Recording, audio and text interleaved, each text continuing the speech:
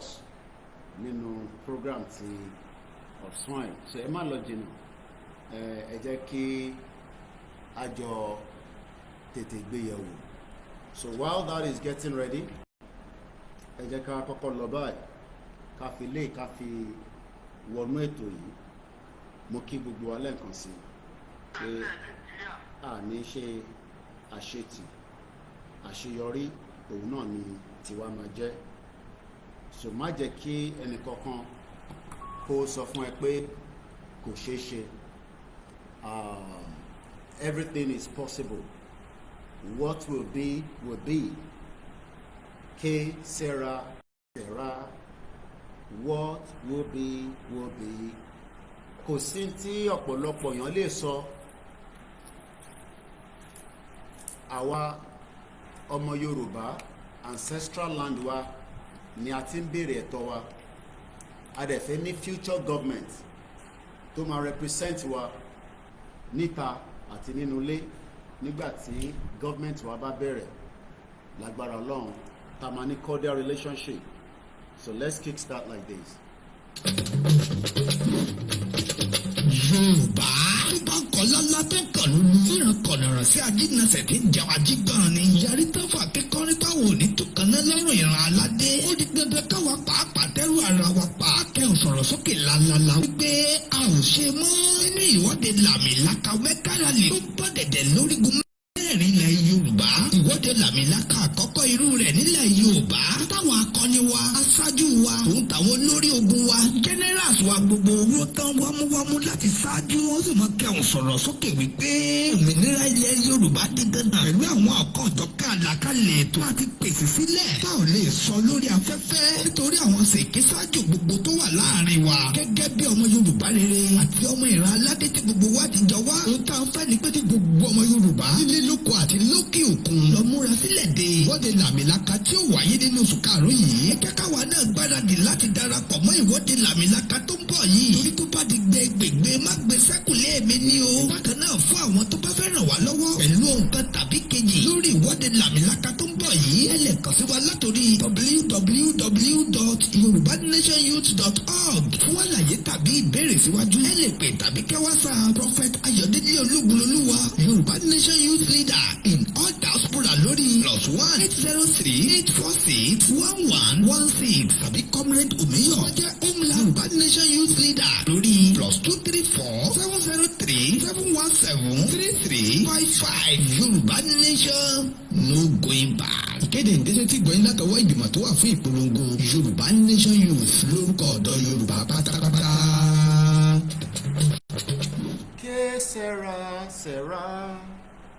What will be will be.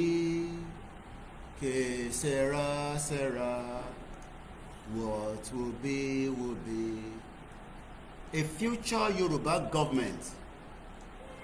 Òun ni mo fẹ́ sọ̀rọ̀ lé lórí gẹ́gẹ́ bí a ṣe ń witness the President of the United States of America, Donald Trump, has just pulled down with his very strong economic business men and women into Saudi Arabia. Ìyàtọ̀ Nàìjíríà àti Saudi Arabia a ṣàlàyé ẹ̀, but the more tá bá ń pẹ́ sínú Nàìjíríà, we are not likely to have a future government tó lè negotiate on a very strong business terms and condition pẹ̀lú Saudi Arabia on our behalf. That is what we are going to be discussing this afternoon. Mo kí gbogbo wa lẹ́ẹ̀kan sí. Let us also remind ourselves that we are still under serious attack by the Fulanis and many others tí wọ́n fi gbalẹ̀ kúrò lọ́wọ́ ara wọn tó ń ṣe ilẹ̀ wa lọ́mọ àgbà. But tá bá fi wọ́n sílẹ̀ wá gbalẹ̀ yẹn kúrò lọ́wọ́ wa o.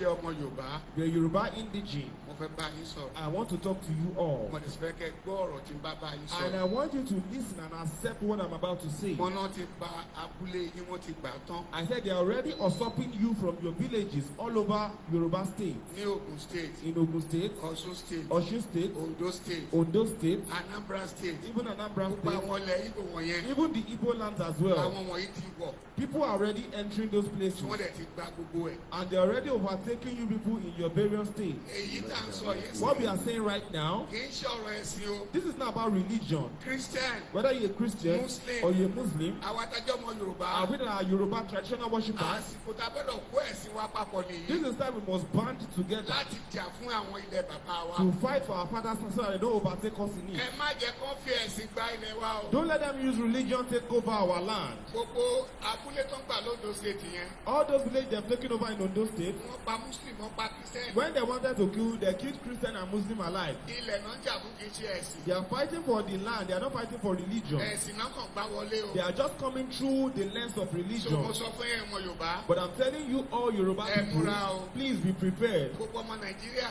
Nigerians at Ẹ large, múra dáadáa. please be well prepared Wọ́n má bàa gba ilẹ̀ yìí o. so that they don't take you away from your father's Wọ́n á land. pé gbogbo àwọn lọ́balọ́ba. And calling unto the royalities in Yoruba Ọ̀ọ́ni land. ọ̀fífẹ́. Your new Obefe, the Imperial Majesty, Kábíyèsí kádé pẹ́ lórí rẹ̀. Kabiyesi, we greet you, sir. Ẹ dá sí o. Please talk about this. Aláàfin tuntun tó ṣẹ̀ jẹ ẹ dá sí The o. new Alaafin, please talk Ẹ̀yin about ọba this. Ondo All ẹ dá sí o. the kings in Ondo State, Ẹ̀yin ọba Ọ̀ṣun Ọ̀yọ́ Lagos State ẹ dá the sí o. kings in Lagos, Oyo, Osun, please talk about this.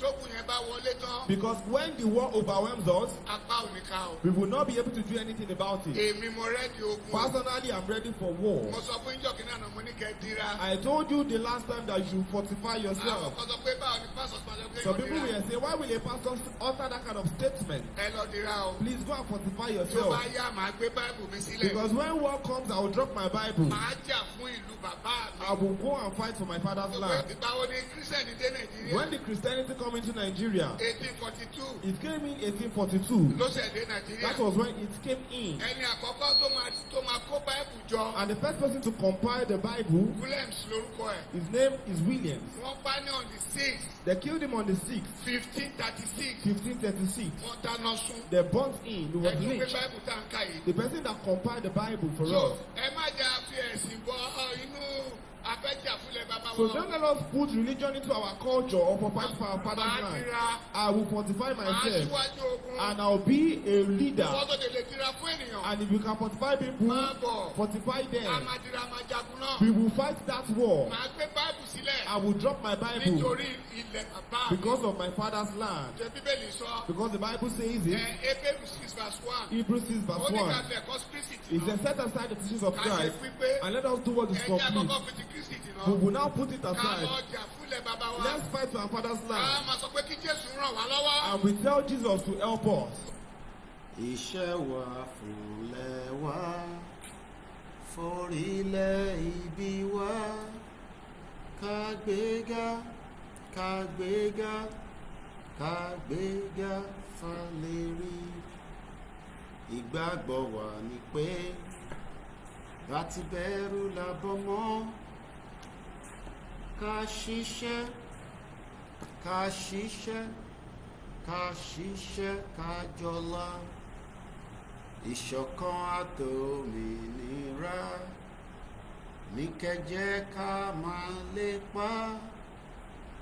Ìtẹ̀síwájú fọ̀pọ̀ ire àtòhun tó dára. Ọmọ Oòduà dìde, bọ́ sípò ẹ̀tọ́ rẹ.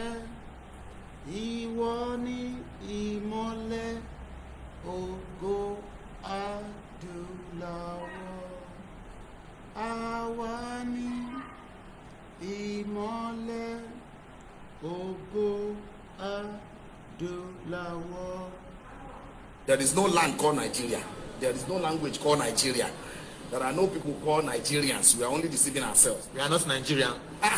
Okay, where is Nigeria? Where is the land called Nigeria? What is the Nigerian language? We are nations that had been forced together to live in one pathetic country. So anybody who goes there today to say pray for Nigeria, that person is just deceiving himself, because the people who want to be that Nigeria are not sat down to agree if they want to be Nigeria.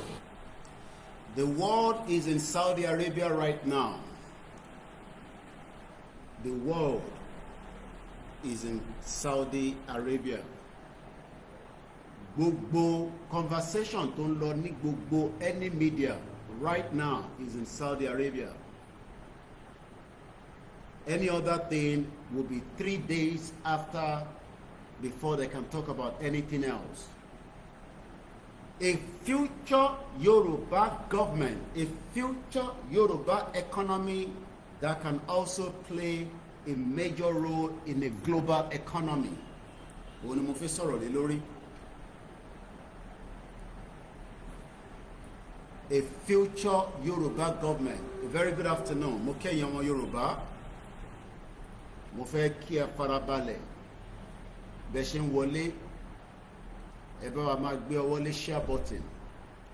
Torí ẹlòmíì ò tẹ́ mọ̀ rárá pé Donald Trump wà ní Saudi Arabia since tí ìbíbáyé ti jẹ́ international news platform yìí. It is my job, my responsibility to keep you up to date why Donald Trump has traveled with a large entourage.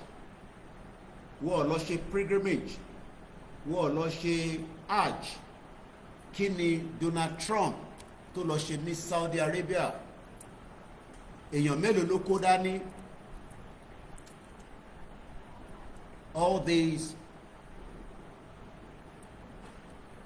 I want to talk about. Èèyàn mélòó ló tẹ̀lé Donald Trump lọ sí Saudi Arabia? This is what you need to know. Tá bá sọ̀rọ̀ nípa a future Yoruba government, this is what you should think about. A government that will represent you so that your life can be working according to being a citizen of a country. Nigeria likely láti work, láti satisfy wa, since tí Nigeria kì í ṣe government to represent the aráàlú. A future Yoruba government a máa ronú bí ó ṣe máa lọ mú ọrọ̀ ajé wá sí orílẹ̀-èdè ẹ̀, kí àwọn aráàlú kó lè jàǹfààní. Òun ni mo fẹ́ sọ̀rọ̀ lé lórí. Bí ẹ bá ń ṣe ń wọlé, ó ṣe pàtàkì pé kẹ́ pé ẹni tó sí níbí báyìí kó wá gbọ́, kó lè mọ̀ kí ló fà á, kí nìdí tí Donald Trump tó gbé ẹrù àwọn èèyàn ńláńláńláńláńláńláńláńlá tó gbé wọn dìde. One of the biggest trade and one of the biggest thing is going to be happening in the next 3 days. You want to know about it? Tó bá jẹ́ ẹni tó ń fẹ́ràn pé kí o gba orílẹ̀-èdè, but tó bá jẹ́ pé ẹni tó fẹ́ràn Nàìjíríà nìyẹn, ò ní láti wà lórí platform, because ẹ̀yin kọ́ la fẹ́ bá sọ̀rọ̀. Àwọn tá a fẹ́ bá sọ̀rọ̀, àwọn tó fẹ́ mọ̀ nípa what kind of future government la fẹ́ tó máa represent wa gẹ́gẹ́ bí ìjọba tí ó máa lọ bá Saudi Arabia, tó máa lọ bá Russia, Germany, tí ó máa bá UK, China, India, láti bá wọn ṣe business tó máa ní impact. Ṣé wọn náà máa wà lára àwọn ọmọ tí lára àwọn tíjọba Yorùbá máa kó dání nígbà tí ó bá tó àsìkò yẹn, nígbà tá a bá wà ní government tó ń ṣiṣẹ́, tí ìjọba máa ní àwọn ń lọ sí Saudi Arabia, àwọn fi lọ sign $1 billion. Òun ni Donald Trump náà fẹ́ kí Saudi Arabia wá kó fóun. Níbo ló máa kó sí? Ṣé inú àpò ẹ̀ ló máa kó sí? Àbí wọ́n kó bọ̀ nínú Amẹ́ríkà? Amẹ́ríkà, gbogbo ẹ̀ ni mo máa ṣàlàyé fún yín. Màá fàyè sílẹ̀ kẹ́ lè pè wọlé bọ̀ ẹ má ti pè. Nítorí pé ọ̀pọ̀lọpọ̀ kò yé wa bá ṣe ń pariwo pé a fẹ́ gba Yorùbá country. Wọ́n ní kí ló ṣe Nàìjíríà, àìsàn wo ló ń ṣe kò lè fún wa ní business ni. Gbogbo ẹ̀ náà la máa gbọ́. A máa lo different websites láti fi buttress podcast ti ọ̀sán yìí.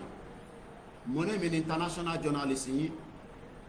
Gbogbo àgbáyé, gbogbo journalist wọn pátá tó jẹ́ àwọn gbòógì wọ́n ti travel ahead láti make sure pé wọ́n ní miss flight wọn to be right there in Saudi Arabia. Láti lọ dúró de Donald Trump as Donald Trump finally arrived in Saudi Arabia.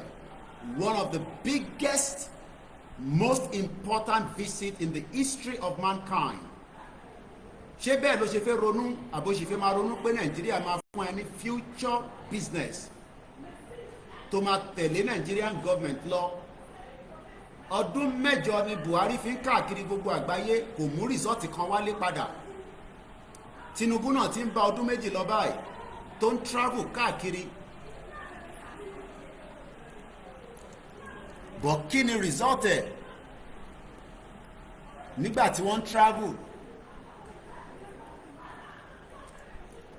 láti lọ sọ pé àwọn fẹ́ lọ mú okòwò wá fún gbogbo àwọn Nàìjíríà? A fún yín ní àwọn statistics, a fún yín ní numbers, màá fún yín ní gbogbo ohun tó yẹ ká gbọ́, tó yẹ ká mọ̀ nígbà tá a bá ń sọ pé Nàìjíríà kì í ṣe government tó máa ní àǹfààní fún aráàlú àfi tó bá ń parọ́ fún yín.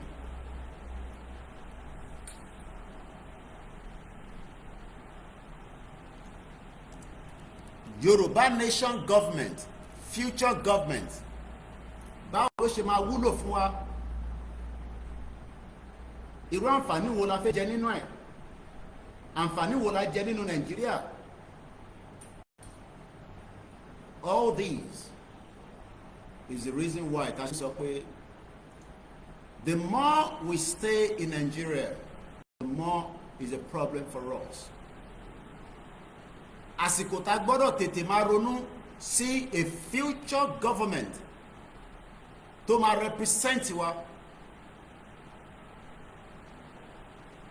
tó máa fún wa ní gbogbo tó yẹ ká mọ̀, tó yẹ ká ní gẹ́gẹ́ bí ọmọ Yorùbá.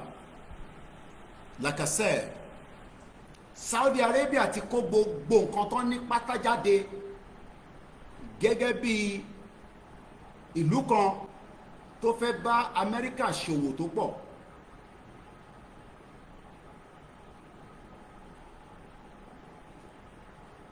A lot is happening as I speak to you right now in Saudi Arabia.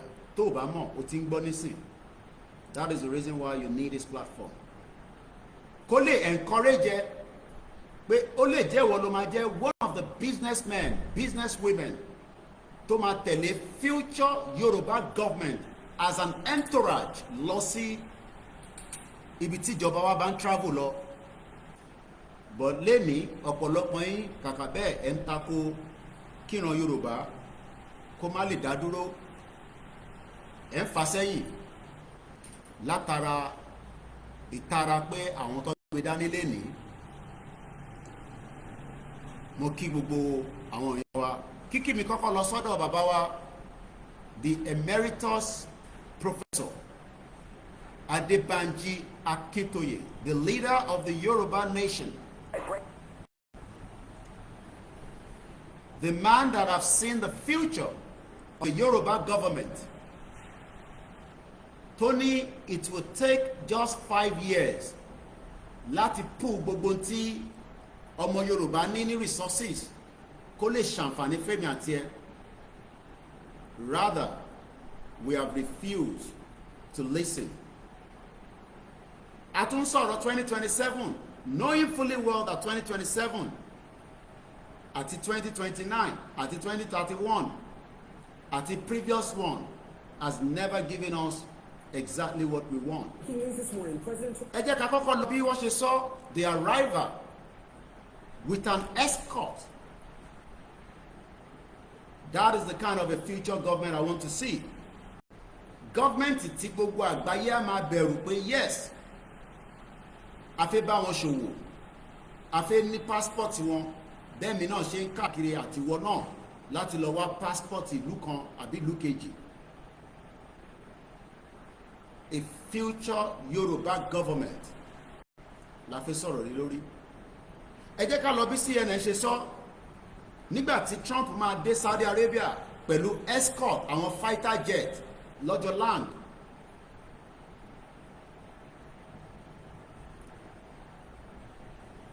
Má jẹ́ kẹ́ni kankan sọ fún ẹ pé wá bá wa lọ, báwo lọ ṣe máa ń sọ, ẹ bá wa make sure pé àdúgbò yín bẹ̀ yẹn ẹ bá wa dìbò, ẹ bá ti wá dìbò tán á fún yín ní gàrí, á fún yín lépo. You need to start waking up and realize that there is no more future in Nigeria. The future of Nigeria died, and it is not likely to survive. Let's hear how CNN gave us, since Taro need that kind of resources. So I will be using multiple mainstream media. Àwọn tó lówó lọ́wọ́, gbogbo journalist tó bá sí ní Saudi Arabia bá ṣe ń sọ̀rọ̀ yìí is missing out on a future event tó fi jáde. 3 days ní Donald Trump máa lò ní Saudi Arabia. 3 days yẹn will be one of the biggest 3 days in the history nípa deals and many things tó fi ṣẹlẹ̀. Let's start with this. Arriving in Saudi Arabia on his first major overseas visit of his second term. Air Force One getting an escort by Saudi F-15 fighter jets, and the president getting a royal welcome on the tarmac from the Saudi Crown Prince Mohammed bin Salman. Trump then traveled by motorcade to the Saudi royal court for a more formal greeting. Saudi Arabia is the first stop on his 4-day swing through the Middle East, the trip giving Trump a chance to prove himself as a deal maker on the world stage. He's set to speak later today after attending a lunch with some of the world's top CEOs, including Elon Musk and leaders of OpenAI, Google, Boeing, Amazon, Nvidia, and Coca-Cola.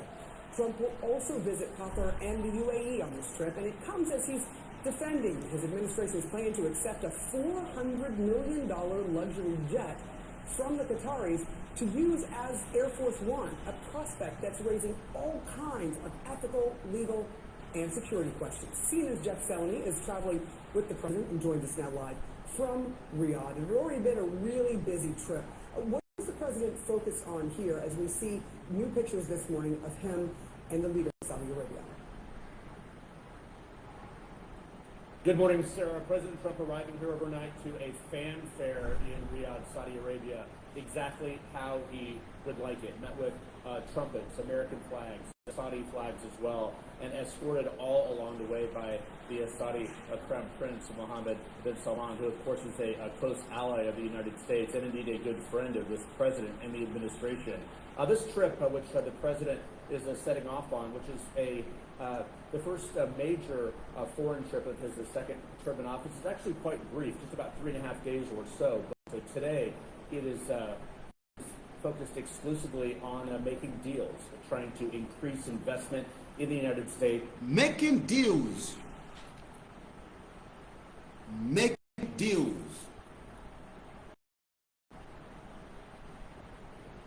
Bó bá ṣe wọ́n náà pé kí future Yoruba government can make deals with countries around the world, àkọ́kọ́ gbọ́dọ̀ exit in Nigeria kó tó lè máa think of that. Àkọ́kọ́ gbọ́dọ̀ pull gbogbo tí ó ń jẹ́ Nigeria, a gbọ́dọ̀ pull it down if we want to witness a future government, Yoruba government, tó máa ṣiṣẹ́ fún wa, tó máa ṣàǹfààní fún wa. Wọ́n ní the temperature, ẹ ṣé gan ni bàbá wa Victor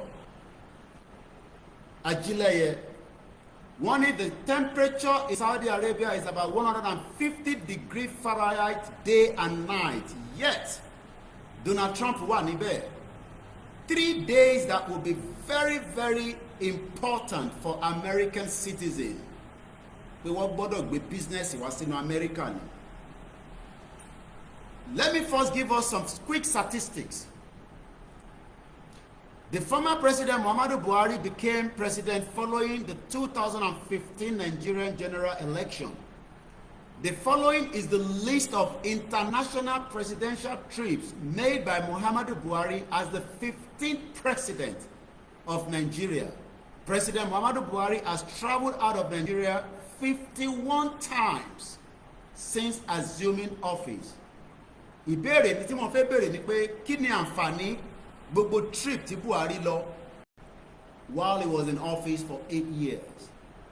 Ìwọ tó believe in APC torí pé Buhari ni ó ní pé Buhari kọ́ ló lè ṣe èmi ló kàn ló lè ṣe but Buhari travel out of Nigeria 51 times ó náà fẹ́ lọ mú business wá sínú Nigeria fún wa kí ló wá dé tí ọrọ̀ ajé wa lọ sókè kí ló dé tó ríṣẹ́ kí ló dé tí ìwé tó kà ó ní kankan fi ṣe ní research.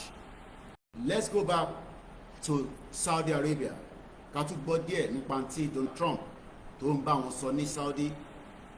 He's coming with a large contingent of U.S. CEOs, multinational CEOs. A larger contingent. In turn by that ni pé àwọn tí Donald Trump gbé lọ sí Saudi Arabia nígbà tí wọ́n ń gbawọ́ tí mo jókòó ó fẹ́ tó 1 hour tí wọ́n fi ń gbawọ́ Donald Trump àti Crown Prince ti Saudi Arabia. This man 123 sọ pé the GDP per capita in 2015 was 2,728 and 2025 was just $806. Ó já wálẹ̀ tó bá mọ̀ tó mì. GDP per capita eye tó jẹ́ kó máa sọ fún ẹ per individual ní 2015 was 2,728. Èyí tẹ́ bá ní àwọn statistics ẹ bá mi máa fi sínú comment section torí gbogbo alájọ ń ṣe èmi náà máa ń lẹ́ni ní gbogbo ẹ̀kọ́ ni mo mọ̀ àwọn information tó bá wà important because this is a different program. Ẹlòmíì ò understand wọ́n kọ̀ rò pé Yorùbá nation kí Fúlàní nìkan là ń bájà wọ́n tẹ̀ wo kí ni economic ilẹ̀ Yorùbá fẹ́ rí when we eventually have our independent country. Victor Ajílẹ̀yẹ bàbá mi orúkọ là ń porí adé wọ́n ní the biggest hotel ní Jeddah is in Saudi Arabia is Hotel Regency. Táwọn bá jí owó Nàìjíríà hotel táwọn ń lọ nìyẹn. The GDP per capita lẹ́ẹ̀kan sí ní 2015 ní Nàìjíríà was 2,700 kí ló dé tó já wálẹ̀ sí 806 kò tẹ̀ pé $1,000. The concept of growing the economy 5 times the current rate to achieve a $1 trillion economy by 2030 will be impossible.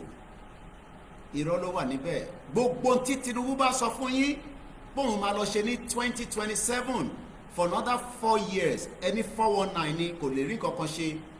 Ó mọ̀ pé Nigeria economy ó ti lulẹ̀ galloping economy ni gẹ́gẹ́ bí Margaret Thatcher ṣe sọ ní 1980. Nigeria ò lè lọ sókè kàkà bẹ́ẹ̀ á máa já wálẹ̀ ni má jẹ́ kí Nigeria kó tàn ẹ́ future Yoruba government ló jẹ́ kájọ máa ronú ẹ̀. This man say we are working smart to float Ruba on the Yoruba Nation Stock Exchange. Gbogbo ẹ̀yin tẹ́ dáwó tẹ́ invest owó yín sínú stock exchange ti Nigeria kí ni returns yín? Wọ́n ní kẹ́ ra shares ẹ rántí ṣẹ́yìn náà bá wọn ra shares nígbà yẹn. Ṣèbá rí bí àwọn family Saraki bó ṣe jẹ́ kí báǹkì lulẹ̀ ó lulẹ̀ wọlẹ̀ gbolẹ̀ ní Kwara kí lorúkọ báǹkì náà ẹ jẹ́ máa bá mi tètè rántí nínú comment section torí gbogbo wọn la máa fà wá sínú broadcast. Mo kẹ́yìn ọ̀jọ̀gbọ́n ni wọ́n bá sọ̀rọ̀ torí pé àwọn ọ̀jọ̀gbọ́n lájọ fẹ́ ṣe ètò yìí. Má jẹ́ kẹ́ni kankan tàn ẹ́ pé Nàìjíríà ṣì máa ní àǹfààní àlàáfíà máa débẹ̀. Economic wise Nigeria died long time ago. Society Bank àwọn family Saraki ló jẹ́ kó lulẹ̀ wọ́n kó gbogbo owó náà wọ́n kó jẹ. Àwọn ọmọ Saraki wà ní London bí ṣe ń bá yín sọ̀rọ̀ bàbá rẹ̀ náà ó ti jẹ́ Senate President. Ìyàwó ẹ̀ tó bá múra báyìí àwọn náà fẹ́ ní future president tó máa jẹ́ ìyàwó ẹ̀ náà máa di president, the wife of the president bíi Rẹ̀mí Tinubu. Bọ̀ gẹ́gẹ́ bí a ti ṣe mú history padà a sọ fún gbogbo ọmọ Yorùbá pé àwọn Saraki Mali ni wọ́n ti wá ẹni kan wá dispute. Àwọn àjòjì wa bẹ̀rẹ̀ sí ń tẹ̀lẹ̀ wàwà lórí ilẹ̀ wa. Àwa ń sọ̀rọ̀ pé the more tá a bá pẹ́ sínú Nàìjíríà the more we will be more in danger. À ń sọ̀rọ̀ nípa Donald Trump lọ́wọ́lọ́wọ́ ó ti dé sí Saudi Arabia kò lọ fún hajj kò dẹ̀ lọ ṣe umrah kí ló bá lọ. Mo rí ibi tí crown prince èmi máa ń rò pé wọ́n náà àwọn mùsùlùmí wọ́n ń gbawọ́ pẹ̀lú obìnrin crown prince ń gbawọ́ pẹ̀lú obìnrin báyìí ló ń ṣèkì. Àwọn obìnrin tí Donald Trump kó lọ wọ̀ lo hijab wọ̀ bójú kábíyèsí Elédùmarè. Àṣé pé ní Saudi Arabia nígbà tó bá di pé business to business wọn ní sọ pé kò gorí. Mo rí àwọn obìnrin tó wà sí tó gbé ọyàn wọn síwájú crown prince báyìí bó tẹ̀ wọ́ wájú ọyàn wọn ẹ má bínú ẹ̀yin yẹn wá àfi máa lóró àwọn ọ̀rọ̀ bẹ́ẹ̀ bó ṣe lè yá wa nìyẹn.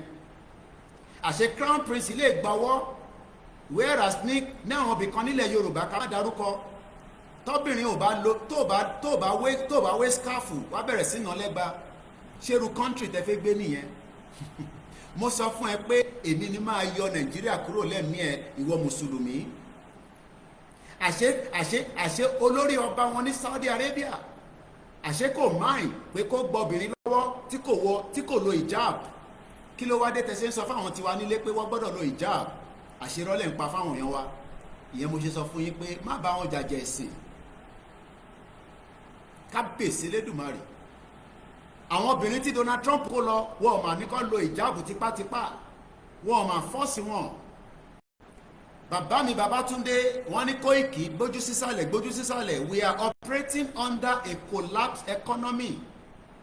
Kábíyèsí Elédùmarè mú kí ẹ̀yin èèyàn wa mo kí ìyá tó bí mi lọ́mọ Olóyè Ìgbòho mo kí ẹ dáadáa mo kí YSDL mo kí gbogbo ẹgbẹ́ láti ìlànà ìfẹ́lódùn àti ọ̀pọ̀lọpọ̀ ẹgbẹ́ bẹ́ẹ̀ yìí tàbá rántí ẹ má fi ṣèbínú ó yẹ ká máa sọ gbogbo yín ni torí pé kọ́ máa ní kí ló dé tó ń dárúkọ ẹgbẹ́ kan tó dárúkọ ẹgbẹ́ kan Ìṣọ̀kan Oòduà London Group mo wá kí gbogbo ẹ̀yin ọ̀jọ̀gbọ́n ni mo wá bá sọ̀rọ̀ ẹ̀yin ọmọ Yorùbá tẹ́ ń bẹ nílé àti tẹ́ ń bẹ níta mo rí arákùnrin kan dúdú ni mo suspect pé ọmọ Yorùbá ni. Àṣé Donald Trump náà mọ̀ pé ọmọ dúdú kan wà tóun gbọ́dọ̀ mú dání tó jẹ́ ọmọ Yorùbá even though pé mo ti mọ bóyá Yorùbá ni àbí ọmọ ìlú Áfíríkà míì bọ́ mo mọ̀ pé ọmọ Yorùbá ni. Arákùnrin náà gbọ̀ngbọ̀ngbọ̀ngbọ̀n báyìí ló dúró síwájú Donald Trump lọ́sà ń sọ̀rọ̀ $1 million question ni ó máa tètè bá wọn sọ. Àwọn CEO gbòógì àwọn tó fẹ́ gbé enterprise wá ìwọ náà ǹjọ́ tí ń ronú bẹ́ẹ̀ àbó fẹ́ máa ṣiṣẹ́ lábẹ́ ọ̀run títí kó máa ṣiṣẹ́ fún GDP tó lọ sí tó ti lulẹ̀. Nàìjíríà lulẹ̀ 51 times ní Buhari ló fi ń gbé presidential jet ló ń káàkiri bí ẹṣọ níwòlímọ̀ kò mú nǹkan padà wálé. Mélòó ni Tinubu ti ṣe máì ti lọ jókòó ibi báyìí ló máa wá owó láti fi ra data láti fi mọ̀ pé ní international lọ́wọ́lọ́wọ́ báyìí gbogbo Saudi Arabia ó ti wà lockdown ẹyẹ kan ní fò níbẹ̀ nígbà Donald Trump wà nínú bẹ̀ kábíyèsí Elédùmarè ẹja tún gbọ́ díẹ̀. Well, they are meeting for a luncheon and then later having a meeting here in Saudi Arabia with the Saudi officials as well. Ẹ̀yin ọ̀jọ̀gbọ́n tètè máa bá mi comment tí n bá tètè rí wọ́n ní Trump 3-day trips as compared to Bola Ahmed Tinubu week trip to France. Tinubu ló ń tọ́jú ara ẹ̀ ní àlàáfíà kó tó bọ̀ tọ́ ara ẹ̀. Ẹ bá mi gbóhùn sókè ẹ̀yin aráàlú. Bàbá mi Wàrísì ní President Bola Tinubu lò ọ̀sẹ̀ mẹ́ta ní France ọjọ́ mẹ́ta péré ni Donald Trump fẹ́ lò kó gbọ́dọ̀ lọ jù bẹ́ẹ̀ lọ torí pé iṣẹ́ ń bẹ lọ́wọ́ ẹ̀ tó fẹ́ ṣe l'Amẹ́ríkà kábíyèsí àṣepé kò ń ṣe dandan wọ́n ti kọ́ lẹ́yìn tábà ti ní ká jáde fún rálì wọ́n ti kọ́ bójá wa 50 náà ni àmà báṣẹ́ lọ àmọ́ future Yorùbá government mo gbé wá síwájú ẹ ǹjẹ́ wọ́n náà ronú bẹ́ẹ̀.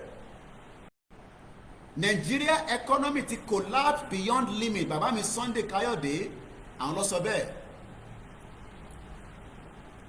wọ́n ní Society General Bank ó lulẹ̀ nígbà táwọn yé Sàràkí àti bàbá rẹ̀ àṣà àwọn ọmọ bọ́ ṣe ń fowó olówó tó fi ń gùnkè owó Nàìjíríà. Ẹ jẹ́ ká tún gbọ́ díẹ̀ sí. Much more about making investments in the U.S. or reaching deals rather than making investment. Òun ni Donald Trump fẹ́ sọ ó ní kó má bá òun sọ̀rọ̀ $500 billion ó ní wọn ò fẹ́ máa bọ́ sétí lọ́wọ́ Saudi Arabia. Bẹ́ẹ̀ kẹ̀rẹ́ gbogbo ọmọ Yorùbá náà ti lọ Saudi rí àti lọ ṣe hajj ó dà bẹ́ẹ̀ àmọ́ kí ni gọ́ọ̀mẹ̀ntì wa ń ṣe pé nígbà ṣe ń lọ ṣe hajj ta ló ń ṣe umura yẹn kí ni returns ìjọba Nàìjíríà àti citizen 20 years ni alájà kan lò ní Saudi Arabia ó ti dé sí Nàìjíríà padà báyìí ó náà ń kiri ọjà ní kábíyèsí Elédùmarè àṣé kò tẹ̀ mí pé tó bá jẹ́ Nigerian citizen tó bá wà ní Saudi Arabia for 20 years ò ní mú ṣingbá padà wálé. Àṣé tourism la ló ń ṣe lọ́hùn.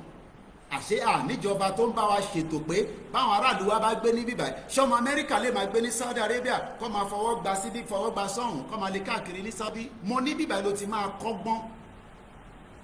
Mo kẹ́ Bishop Adesina mo mọ̀ pé wàá fi pè fún mi láyè díẹ̀ kí n kọ́kọ́ tu tèmi jáde lẹ́nu. Mo ní à ń sọ̀rọ̀ nípa future Yorùbá government ò ń takò pé kó má bàa tètè dé torí pé ká tún lọ dìbò 2027 Jagaban ló lè ṣe ó dẹ̀ ti lulẹ̀ báyìí. Ẹ jẹ́ padà sí Saudi Arabia. politics of the region. Mo kí gbogbo ẹ̀yin ọ̀jọ̀gbọ́n la wá bá sọ̀rọ̀ òmùgọ̀ ló máa béèrè pé ṣé rálì la máa fi gba Yorùbá nation a future government. The only solution is Yorùbá nation tó ní ages. Which of course is hanging over this administration.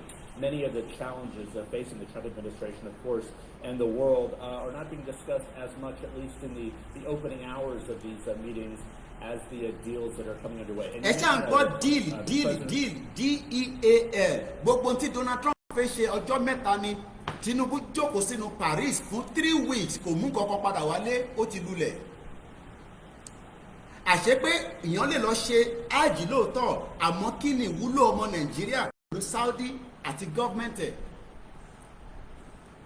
We have really been cheated for long. Àmọ́ náà ni nígbà tá a ti wá mọ̀ báyìí kí la máa ṣe sí ṣé tó bá ti pè pé kó jáde ṣé wàá máa tún máa ronú sí. Ǹjẹ́ o mọ̀ pé bóyá wọ́n ni o máa tẹ̀lé future Yorùbá government as an entourage tó máa kó ságbádá tó dáa nídìí láti wọ súùtù torí pé culture wa la máa bá lọ. Àṣé 51 times tí Buhari ń lọ káàkiri pẹ̀lú àwọn businessman àṣàrà wọn nìkan ló ń ṣe business. How can a president travel for 51 times kò dẹ̀ ní impact faraàlú tó fi lọ fọ́dún mẹ́jọ? How is that possible? Torí a ti gbàgbàkúgbà lọ́wọ́ wọn nígbà tá a béèrè ẹ̀tọ́ wa ẹ̀tọ́ tá à ń béèrè nígbà yẹn ni pé káwa náà wá ẹ̀gbọ́n wa kan tó wà nínú government ká máa fún wa lówó tọ́ba wá kíkẹ́ ẹ̀gbọ́n wa yẹn dáde gbogbo àwa lulẹ̀. Àṣeyàn máa ń build economy ni so that o ní nídìí láti máa wà lójú títì máa wọ́wọ́ mọ́tò tó fẹ́ gbà ẹ̀yin agbèrò. Àbí Tinubu ló ṣe gbogbo ẹ̀ fún yín ẹ̀yin agbèrò. Ṣẹ́yìn ò mọ̀ pé kò rí bẹ́ẹ̀ ní London wọ́n ń sanwó gidi fún bus driver o nídìí láti máa faṣọyàn kan ya o nídìí láti máa báyàn jà. Mo ní bẹ̀rẹ̀ ti máa kọ́gbọ́n.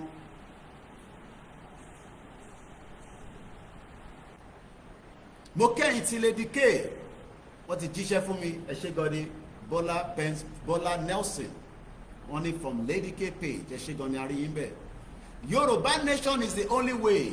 Afọbajẹ kò ń jọba. Tinubu ní èmi ti sìn ín títí èmi náà ló kàn eléyìí Dàpọ̀ Abíọ́dún ṣó lè jẹ́ gọ́vnà tó bá ń ṣe mí àfẹ́rùjọba bẹ́ẹ̀ lọ́jọ́ iwájú.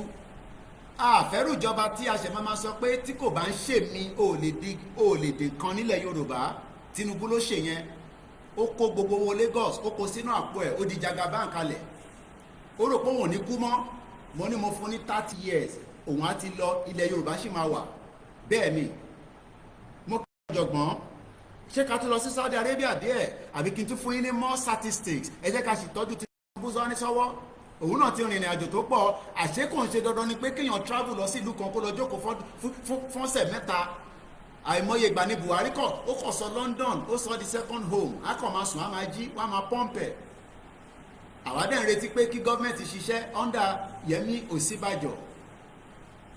má jẹ́ kó tó tún ẹ̀ nípa 2027 mo mọ̀ pé Tinubu fẹ́ gbówó síta láti June mọ́ July ó máa bẹ̀rẹ̀ sí pọ́ǹpù gbogbo owó tó ti kó pamọ́ sílé gbogbo náírà tí wọ́n rí lò tó bínú nígbà tí Emefiele tí yẹn pààrọ̀ owó tó sọ di kọ́lọ̀.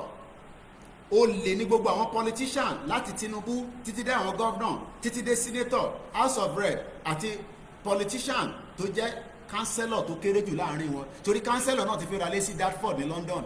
ó ti ń béèrè pé èlò ló ń ta lé ní Dagenham.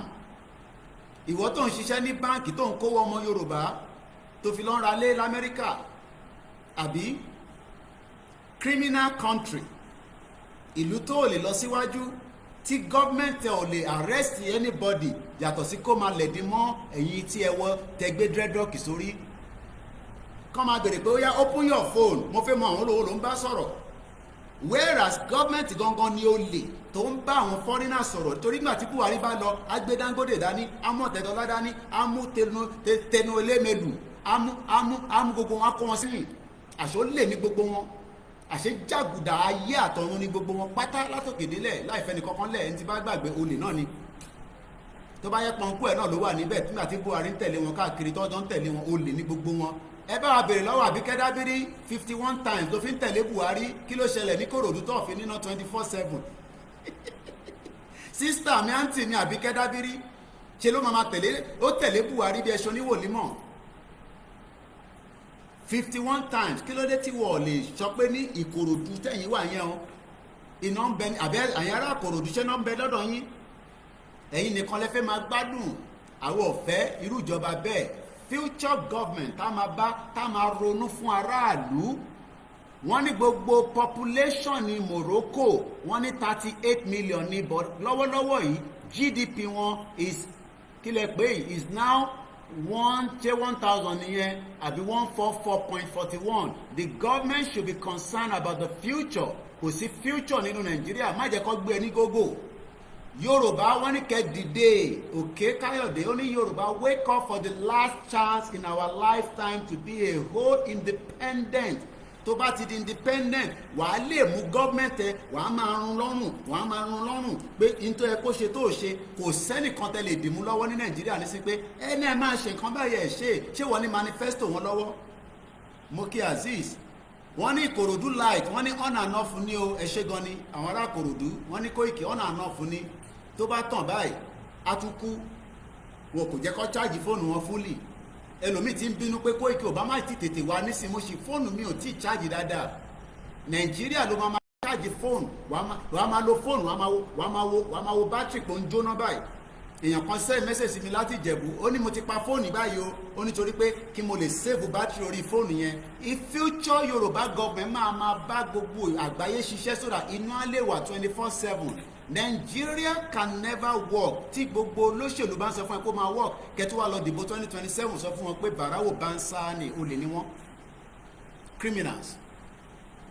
jẹ́ ká tún padà síbẹ̀ tí Ọlọ́run ní Paul ó ní without language tí kò bá ti àṣà àwọn Saudi Arabia kò ń ṣe dandan ni pé kó wọ súùtù àṣẹ culture wọn nígbà tí wọ́n bá ń retí àlejò ńláńlá àwọn náà máa dira bí culture ara wọn mò ń wo gbogbo dress mode wọn mo rí pé kò sí ẹnì kankan tó wọ súùtù láàrin wọn pèsè Elédùmarè àṣẹ 419 ní pé ká máa wọ súùtù àṣẹ Britain kírètì yẹn láti máa jẹ́ ká máa lọ ra súùtù ní UK bí criminal politician bá dé London a níbo lọ́ ti ta súùtù tó dáa ó fi wọ súùtù kò fi wọ aṣọ òkè kò fi wọ Kampala kò fi wọ àwọn aṣọ tó máa represent gẹ́gẹ́ bí ọmọ Yorùbá èyí tó bá dẹ̀ wá gbádá olè ní Bàbá Rìgá bí Gàndọ́là ọmọ kówó sábẹ́ mi Nàìjíríà ni olóṣèlú á máa gbówó sẹ́yìn búùtù tá a máa káàkiri lójoojúmọ́ màá wá máa bèrè pé kí lẹ̀ ń fowó ṣe lẹ́yìn búùtù wọ́n ní táwọn ọmọ ọ̀tá bá ti pàdé àwọn lọ́nà àwọn á lè ṣí búùtù tó yá yọ tiẹ̀ ń bẹ̀ má pa mí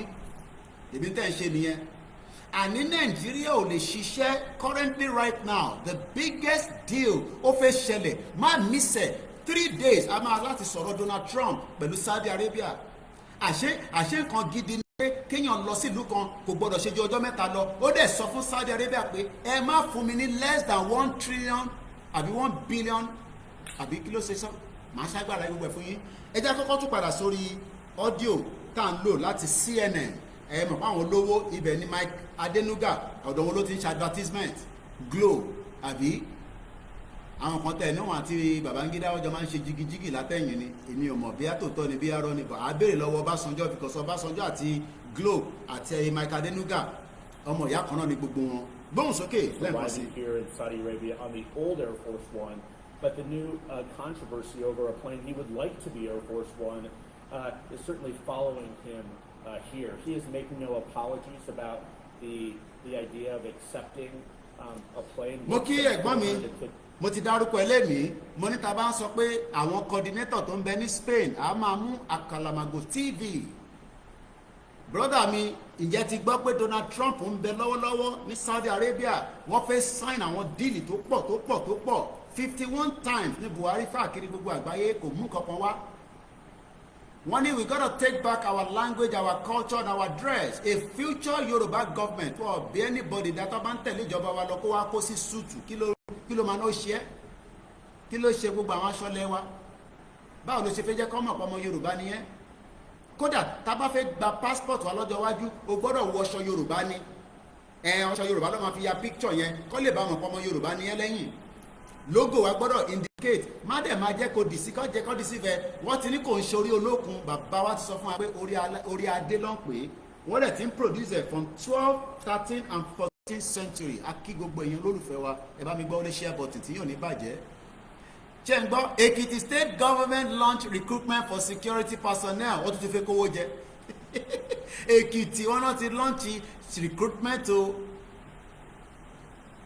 ẹ̀rọ ti recruitment ti immigration táwọn èèyàn kú dànù ní stadium àní Nàìjíríà ò lè work má jẹ́ kó tún ẹ̀ bàbá mi Babátúndé ní Kóìkì ò gbójú sísàlẹ̀ Boko Haram just wasted the life of our boys in Borno State. We can't continue like this. We must leave this shit-hole country called Nigeria. Shit-hole ni mo kí àwọn staff wa jẹ́ àtúgbọ́n tó ń sọ nípa Donald Trump ó wà lọ́wọ́lọ́wọ́ báyìí ó lóun ò fẹ́ ṣe ju ọjọ́ mẹ́ta lọ ọjọ́ mẹ́ta wọ́n náà wọ́n wà ní Ìkòyí one of the eyebrow area wọ́n ní kò sí iná níbẹ̀ ó ti lulẹ̀ ní Lagos State ní Ìkòyí tó máa gbọ́ nígbà kan tínú a máa dùn pé kí ló dé tí wọ́n náà lè gbé ládùúgbò yẹn àṣewọ̀ ní níná ní 2025 ó ti lulẹ̀ ní Lagos State Sanwó-Olú ti kówó jẹ òun náà ti fẹ́ parí tẹ́nì ẹ̀ báyìí nísìn òun náà tún máa wá bó ṣe máa lọ di senator ṣé yẹn la máa ṣe ṣé ràkàtíyàn yẹn la máa ṣe ṣé ràkàtíyàn yẹn ló fẹ́ ṣe gbóhùn sókè. $1 billion or so from the Qatari royal family. Many things have to happen for that to fall into place. Many Republicans have criticized this. Democrats, of course, have as well. But the president is embracing that. He will actually visit Qatar on his next stop here tomorrow before going to the UAE as well. But for today, at least, in Riyadh, Saudi Arabia, he's following in the footsteps of his first trip when he became president some 8 years ago. When we were talking to Travis Kalanick, the co-founder of Uber, we have seen a steady line of not just top officials from both sides. ìwọ tó ń tako finance ilẹ̀ Yorùbá sport gbogbo nǹkan tí o mọ̀ pé gbogbo ẹ̀ ní Donald Trump kó dání lọ. Koikimedia bringing the world closer to your doorstep. àwa bẹ̀rẹ̀ sí wọn náà kí ni pépà ń sọ nípa trip yìí kí ló mean fún American citizen kí ló dé tí Buhari travel 51 times kò mú àṣeyọrí bá ilẹ̀ kankan ní Nàìjíríà 51 times ní Buhari fi travel yet nothing came out of it and you start asking yourself ṣé aṣọ ìpàṣẹfẹ́ wà nínú country but ọ̀pọ̀lọpọ̀ a máa ní ṣé tabadélẹ̀ Yorùbá ta ló máa ṣe ó ti gbàgbé pé àwọn tí Donald Trump kó lọ nísìnyí ọ̀tọ́jú orí ẹ̀ a ní ṣáwọn the same people ní ó ti gbàgbé pé constitution ìmí la máa lò à nílò 419 constitution tó ń lò nísìn. Donald Trump signs economic partnership agreement with Saudi Arabia gbogbo ẹni máa ṣàlàyé fún wa láìpẹ́ bá mi gbọ́ wọlé share button tí ò ní bàjẹ́ torí pé ta bá ń sọ̀rọ̀ Yorùbá nation ṣe Fúlàní nìkan lè máa ń dárúkọ ẹ ti gbàgbé pé billions of dollars ń bẹ tí wọ́n fẹ́ wá bá wa ṣòwò kọ́ wá rajà tọ́ba dẹ̀ ṣe ń rajà yẹn a fẹ́ jẹ́ kó máa gbé góòlù wa látọ̀ṣun state ká má mọbi tó lọ kó dẹ̀ má láǹfààní kankan fẹ́ máa tiẹ̀ ẹ̀yin tẹ́ wà lọ́ṣun state kò jẹ́ kẹ́ poor. Bàbá Akíntóyè sọ̀rọ̀ nígbà tí mo wà lọ́dọ̀ wọn nípa Norway, Denmark. Mo wá ní dádì Norway yẹn lọ́ ti máa ń kópa ńlá wà. Wọ́n ní bẹ́ẹ̀ ni wọ́n ní a lè replicate the same thing l'Ondo state. Omi tó ń bẹ l'Ondo state kódà ó tó fìdí gbogbo Áfíríkà. Ó mọ̀ èèyàn pẹ̀lẹ́ èmi dé Ìwòpin paper mill, the first in Africa, second in the world, yet olùlẹ̀gbẹ̀yìn náà ni Ìwòpin paper mill. Kò ń ṣe pé wọ́n sọ fún mi mo débẹ̀. Má jẹ́ kó gbé ẹ ní scale pé kó wá lọ bá wọn ṣe polling unit, kó bá wọn lọ dibẹ̀ mú, kó bá wọn máa jí ballot box. Má jí ballot box kankan mọ́ torí pé Nàìjíríà ti fẹ́ lulẹ̀ báyìí, ó dẹ̀ máa lulẹ̀ láṣẹ Èdùmàrè, kò dẹ̀ sẹ́ni tó lè dá dúró lágbára àwọn tó láyé àtọ̀run. Bó bá já wa mẹ́wàá náà ni a máa parí ẹ̀, èyí tó kù tá a bá gbà á àjọ máa ṣe lọ.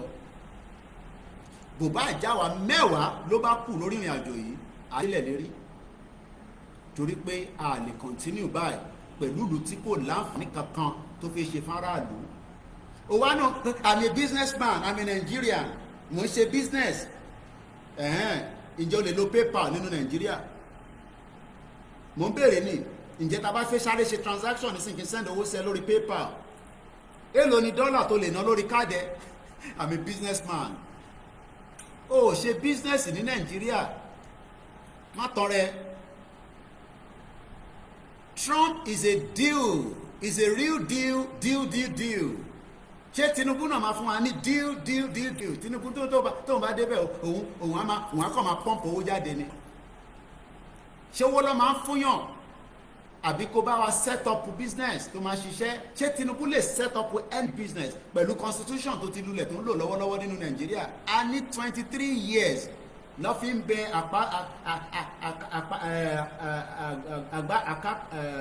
àgbákò àbí kí ló ń jẹ́ no Senate president kí ni yẹn ń jẹ́ ẹ̀rọ mi lórúkọ ẹ̀ Senate president ti Nàìjíríà lọ́wọ́lọ́wọ́ 23 years ó lè ní gbogbo wọn àti Saraki àti gbogbo wọn tọ́jọ́ ṣe Senate àti David Mark, they are all criminals. Olè, ajíbolè, olè, gbogbo àwọn olóṣèlú yìí olè, ajíbolè, olè, 419 criminals tó yẹ kó tì mọ́lé kó ti kọ́kọ́rọ́ sínú Atlantic Ocean. Wá kó ságbádá, wá kó security, okay, mo ti mọ̀ okay ẹ ṣe orúkọ ọmọ àlè náà ni àwọn Ìgbò olè ní gbogbo wọn láfi forúkọ ẹ̀ṣẹ́ gan ẹ̀ṣẹ́ àtìmọ̀ tó jẹ́ Senate president. They are all criminals. Jẹ́ ń gbé débẹ̀ àní Donald Trump kó àwọn èèyàn dání lẹ́yìn. Àṣé àwọn obìnrin tí wọ́n bá tẹ̀lé Donald Trump àṣé Trump náà kò ní pé kó lọ lo scarf. Kí ló dé tẹ wá ń fọ́ọ̀sì àwọn èèyàn pé kó lo ìjáàbù ní Nàìjíríà? Ẹ̀sìn wọn lẹ́yìn tẹ̀lé, ṣé ti Saudi Arabia náà ni àbí ti Iran? Àṣé kò ń ṣe dandan ni pé kí ọmọ Yorùbá kó lo skáàfù bíi mùsùlùmí, àṣẹ kan fọ́ọ̀sì àwọn èèyàn fún ni. Torí pé nígbà tí mò ń mọ́ ní gbogbo kìíní yẹn mo jókòó mò ń wá àwọn obìnrin yẹn mo á sọ fún ìyàwó mo ní àwọn obìnrin yóò lo ìjáàbù ọ̀ lo skáàfù, ṣé wọ́n máa déwájú arákùnrin yìí? Ó náà máa déwájú ẹ̀. Mo kí Yẹmí Fátókì nígbà tí woman yẹn tó súnmọ́ tó gbé gbáyà báyìí igbá yẹ tó rọra mẹ́lẹ́mẹ́lẹ́ tó gbé síwájú crown prince báyìí, àṣé crown prince náà máa gbọ́wọ́ ó gbọ́ ṣèkè dáadáa. àṣé wàyó lẹ̀ ń ṣe fún gbogbo ọmọ Yorùbá tó jẹ́ muslim. Àṣé wàyó ni yín criminals. Ẹ̀sìn mùsùlùmí ẹ̀sìn àlàáfíà bẹ́ẹ̀ ni àmọ́ kí ló dé tó wá jẹ́ pé ẹ jẹ́ kí ọmọ mùsùlùmí ṣoríire nínú Nàìjíríà tó jẹ́ ọmọ Yorùbá? Kí ló dé tí Saudi Arabia yàtọ̀ sí tiwa? Ṣé ẹ̀sìn táwọn ń ṣe yẹn ó yàtọ̀ sí táwọn ń ṣe nílẹ̀ Yorùbá ni? Má jẹ́ kó gbé ẹni gógó jẹ́ ń gbé débẹ̀. Trump touring Saudi Arabia, Qatar and United Arab Emirates. Ọjọ́ mẹ́ta ló kàn fi lò ní Saudi Arabia. Kò lọ gba medical treatment. Tinubu ló máa ń lọ gba medical treatment ní France. Major investment expected from the Gulf states. Moke must be. This trip comes amid global geopolitical tension. Tension wà ní gbogbo àgbáyé, tension náà ń bọ̀ ní Nàìjíríà. Torí nígbà tí Yorùbá bá jáde, ó máa mú tension wá. Má máa rò pé kò ní mú tension wá. Because ìjáde wa máa dẹ́rù bà gbogbo àwọn tó ń jẹ nínú Nàìjíríà pé hey o, àwọn ará bíi ti dé o, wọ́n tún dé o. Ó yá, ẹ lé wọn wọlé. Ẹ lé wọn wọlé, ẹ dá tí àjà sí wọn lára. Ẹ dá omi sí wọn lára. Torí wọ́n mọ̀ pé kòkòrò tó ń jẹ̀fọ́ abẹ́ ẹ̀fọ́ yẹn náà ló wà. Wọ́n ti jẹ́ àṣẹ Ọ̀ṣun tó ní góòlù ibẹ̀ ó yẹ kó ju Dubai lọ. Tó bá débẹ̀ báyìí nísìnyí gbogbo ẹlú pàápàá ní àgbálùmọ̀ ṣe rà, ọsàn ṣe tà. Ìyà wa ń jẹ wọ́n ní Ọ̀ṣun tó ní góòlù tó pọ̀, Ondo ní omi tó pọ̀. Kò ń ṣe dandan, mo ò tí dárúkọ Lagos, Ondo state lè fìdí gbogbo wa náà. Gbowó ní ṣe Nàìjíríà ò fẹ́ jẹ́ kó rí bẹ́ẹ̀ pé kó káwọn ará Ondo náà lè dìde kó lè help gbogbo àwa tó kù. Nǹkan ń bẹ nínú Ogun state, wọ́n gbé gbogbo ẹ̀ fún Dangote. Olè ajíbo olè ẹ̀yin olóṣèlú ẹ̀ tún pariwo 2027. Tó bá ń ṣe pé ìyá mi tí mo nífẹ̀ẹ́ ni tí mo ra fèpè yẹn sílẹ̀, bọ̀tá bá jáde fúnra rí ẹ gbọ́ wíníwíní ọ̀rọ̀. Ó kù díẹ̀, ẹ jẹ́ kí bàbá yẹn announce. Mo ti sọ fún yín, tẹ bá pààyàn kan tẹ́jẹ̀ kan bá jáde, tá a bá jáde fún rally, ẹ wọ gà ọ́ gbogbo yín. Gbogbo ilẹ̀ Yorùbá dẹ̀ láti fi ṣe rally kan ṣojú kan. Gbogbo ilẹ̀ Yorùbá lọ́nà ti máa ṣe. Máa lọ múra sílẹ̀. Tension bọ̀, global tension wà. Tí kò bá tẹ́ ẹ̀ bá ti allow peace, ẹ máa retí war. Ìkànnì méjèèjì ni. It's either you allow peace or you have to go for war. Àwọn ọ̀dẹ̀ fẹ́ la ṣe ń pè fún peace láti 5 years. Àwọn kan tẹ̀ tí ní 5 years yẹn ti pẹ́ jù. Mo ní 27 years ní East Timor fi já tiwọn. Trump has more leverage after Iran was weakened by the Gaza war. These are just the summary. Now let's go into it. Gbogbo Riyadh Dubai, gbogbo tí àwọn crown prince ní lọ́wọ́lọ́wọ́, mo tún rí àwọn ọ̀bọ̀n kan tó gbé jáde nígbà tí Trump ó dà pé góòlù làwọn ọ̀bọ̀n yẹn, gbogbo nǹkan ló gbé jáde fún. Nígbà tó ọmọ tó fẹ́ jẹ láǹfààní lára ẹ̀, ṣé in tí wọ́n ń jẹ láǹfààní nínú Nàìjíríà báwo ló ṣe represent wọ àti ìdílé ẹ̀? Koiki, mo ti sọ fún yín, yes, tá bá help yàn méjì mẹ́ta, bó bá gbé bùkátà ẹ̀ wá kò ń ṣe dọ́dọ̀ tọ́lọ́run bá rán mi sí ẹ̀gan mo ò ní ṣe fún ẹ.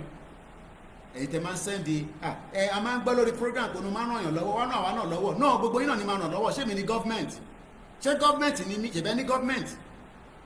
Tá bá ti gba Yorùbá government a máa look after gbogbo wa. Èmi kọ́ ni government yín, okay? So gbogbo àwọn yìí kẹ́ gbé gbogbo bùkátà yín wá, màá jù padà bá yín ni. Tí bá gbọ́ màá kọ́ra ṣe tó gbọ́ ni. I don't have responsibility for anybody. Èmi kọ́ ni government, èmi kọ́ lẹ dìbò fún. Ó bá máa ṣe Yorùbá nation, èmi kọ́ ló tó bá tẹ̀ dìbò náà, ṣé èmi ni government? Jẹ́ ká jọ jà yìí tán nísìnyí so that kí a lè jọ jàǹfààní ẹ̀. Òun ni mo ṣe ń kígbe. Ojú oorun mo tún ti dìde báyìí, ó yẹ kí n máa sùn ni. Nígbà tó yẹ pé call ó bá wọlé méjì mẹ́ta, ojú oorun á dá. Mo ò lè pa gbogbo fóònù mi because mo ní special line tí mo lè di tí kò ṣe pa rárá tí bá tẹ̀ pa àwọn tó kù. Let's go further. Mo kí ìyá mi First Bank, mo rí yín bẹ́ẹ̀, mo fojú pa yín rẹ́.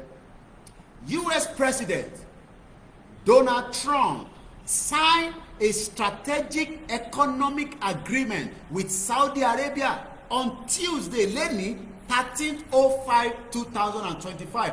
Gbogbo yìí tí Buhari sign káàkiri bó ṣe ń travel yẹn mọ̀ ká máa rí tán máa ń sign kankan, amúfàṣọlá dání, wá lọ China, wá lọ gbogbo ẹ̀, kí làbọ̀ ẹ̀?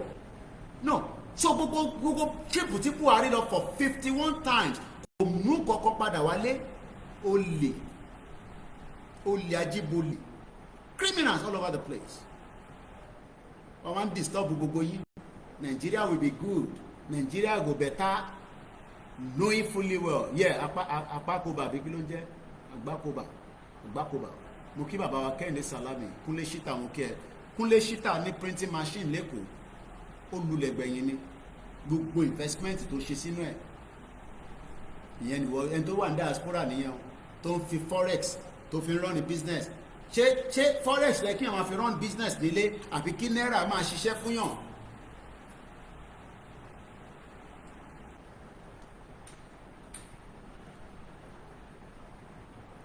As the oil power roll out the red carpet níbo ló ti roll the red carpet fún Tinubu nígbà tó ṣé nígbà tí Tinubu lọ sí Saudi sọ̀rọ̀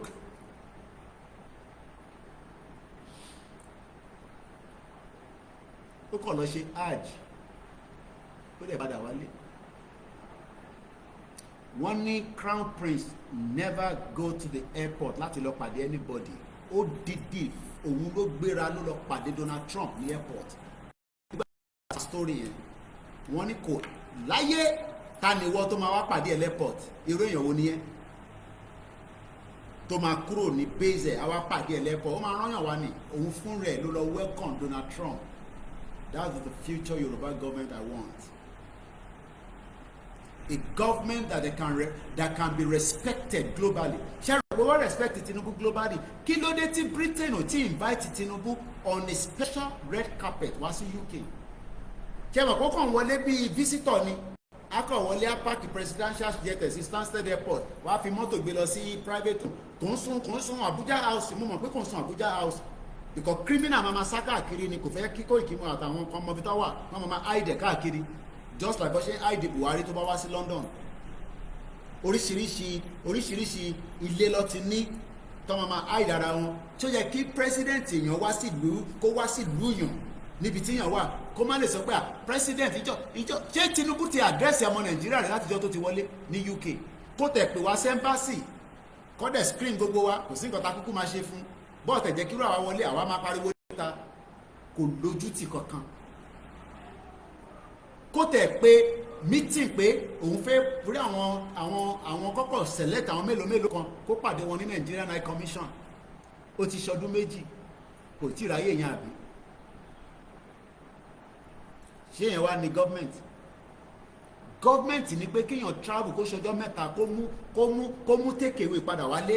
Donald Trump máa gba take away padà wálé nígbà tó bá dé láti UAE tó bá dé láti Qatar tó bá dé láti Saudi Arabia àwọn businessman tó kó lọ àwọn wá bẹ̀rẹ̀ sí ṣe gbogbo analysis tó kù wọ́n wá máa rán representative wọ́n máa jọ wá ṣe exchange wọ́n wá dá iléeṣẹ́ sílẹ̀ l'Amẹ́ríkà ìwọ wá lọ Amẹ́ríkà nísìn àbí wàá build economy wọn kí ló dé tẹ̀ fi jẹ́ ká build economy tiwa náà nílùú Èkìtì ń bẹ̀ kí ló ṣe Ọ̀ṣun state táà lè build economy wọn ní gbogbo Ìlárọ̀ Ògùn kí ló ṣe Ọ̀yọ́ state ní gbogbo Òkè Ògùn kí ló ṣe Ògùn state kí ló ṣe Ondo state. The more tá bá pẹ́ sínú Nàìjíríà don't expect a future occurrence in those places. Wọ́n tún rán mi létí wọ́n ní Koiki ṣe rántí pé ọ̀rẹ́ rẹ̀ èmi mo kọ́kọ́ ṣe exposition ẹ̀ AFB àbí FDB African Development Bank ìyẹn àwa gbé sùtù sókè báyìí á gbé síbi ọrùn ẹ̀ báyìí àwa nọ̀rùn gbọ̀n báyìí tó bá rí wàá rí pé yes orí ọkùnrin tó dáa they are all 419 criminal ní gbogbo wọn Akínwùmí Adésínà they are all criminals kan parọ́ fún Nigerians òun tẹ̀sọ̀ títọ́ fún wọn náà wàá mọ̀ pé ó ń bá Fúlàní ṣiṣẹ́ ni. This man sọ pé it is a disgrace that the GDP is 188 billion and the GDP per capita is 806 ó já wálẹ̀ láti 2000 ó já wálẹ̀ padà sí 806. Even the World Bank and Dr. Akínwùmí Adésínà should be concerned about these absurd figures of population. Kí ló fẹ́ fi population ṣe kí ni kùn ọ́ pẹ̀lú population. Koiki bá ṣe pọ̀ yẹn ló dáa okay omi tó ń ta ṣé ó dé Kánò ṣé Kánò ló ti ń ta omi ẹ ṣé o lè lọ ta omi ní ilẹ̀ Ìgbò ní every Monday ṣé o lè gbé logistics ẹ ṣé o lè gbé dé ilẹ̀ Ìgbò níjọ́ Monday so kí ló dé tó jẹ́ kí Biafra máa bá tayé wọn lọ káwúsá bá tayé ẹ lọ kádẹ̀ máa mọ bá ṣe fẹ́ bá wọn ṣe tí gọ́ọ̀mẹ̀ntì wa bá lè garanti pé tó bá Biafra ṣe tó wù ẹ bá sọnù sọ̀hún àdápadà fún ẹ dàn pé kó máa sọ pé mo fẹ́ ṣe business lọ sílẹ̀ Ìgbò mo ti rí nǹkan kan, mo ti rí èédú, mo ti àwọn kan gbà kan wọ́n pè mí wọ́n ní Koiki afẹ́ máa export èédú, mo níta níbo lẹ fẹ́ gbé lọ, wọ́n ní kí n bá wọn wá market, mo ní àní Nàìjíríà ò ń ṣe market for anything. Òyìnbó ní Spitalfield sọ fún mi àti Captain John ó ní blank check ní ẹ lọ kọ figure sí, but issue tẹnu máa dé yẹn ó gbọ́dọ̀ máa dé ní time tẹnu máa dé o. Mo sọ fún Captain John, mo ní ṣó eléyìí máa guarantee, ó ní kò lè guarantee, má yẹ ká gba check yẹn dára walk away lọ sí Spitalfield market, wàá máa rí truck tó ń dé ní gbogbo ìlú àgbáyé, níbẹ̀ ní gbogbo àwọn ọmọ Yorùbá àtàwọn ọmọ Igbo àtàwọn tó pera wọn Nàìjíríà láti máa lọ ra oríṣiríṣi fruit, afẹ́ṣẹ́ yẹyẹ ni, afẹ́ṣẹ́ díìsì ni, Spitalfield market ní London. A lè guarantee iṣu lásán, iṣu tó máa wá láti Nàìjíríà dé UK a 6-hour flight tá máa lóde pa, kò ń ṣe orí kọ̀ńténà la fẹ́ gbé sí o, orí flight. Ìwọ sì wà ń rò pé future kan wà Nàìjíríà nítorí torí pé wọ́n sọ fún wọ́n tàn ẹ́, we are 200 million. Kí ló fẹ́ fi 200 million ṣe? A nídìí láti pọ̀ ká tó ṣoríire. Àpábíò ẹ ṣé gan ni, mo ti rántí ẹ̀, mo kẹ́yìn náà wà. Adélẹ̀ lérí inshallah. Mo kí àwa Pastor Mo, and he says ẹ lọ fọkàn balẹ̀, but he didn't bring anything down. Let's go back to routers.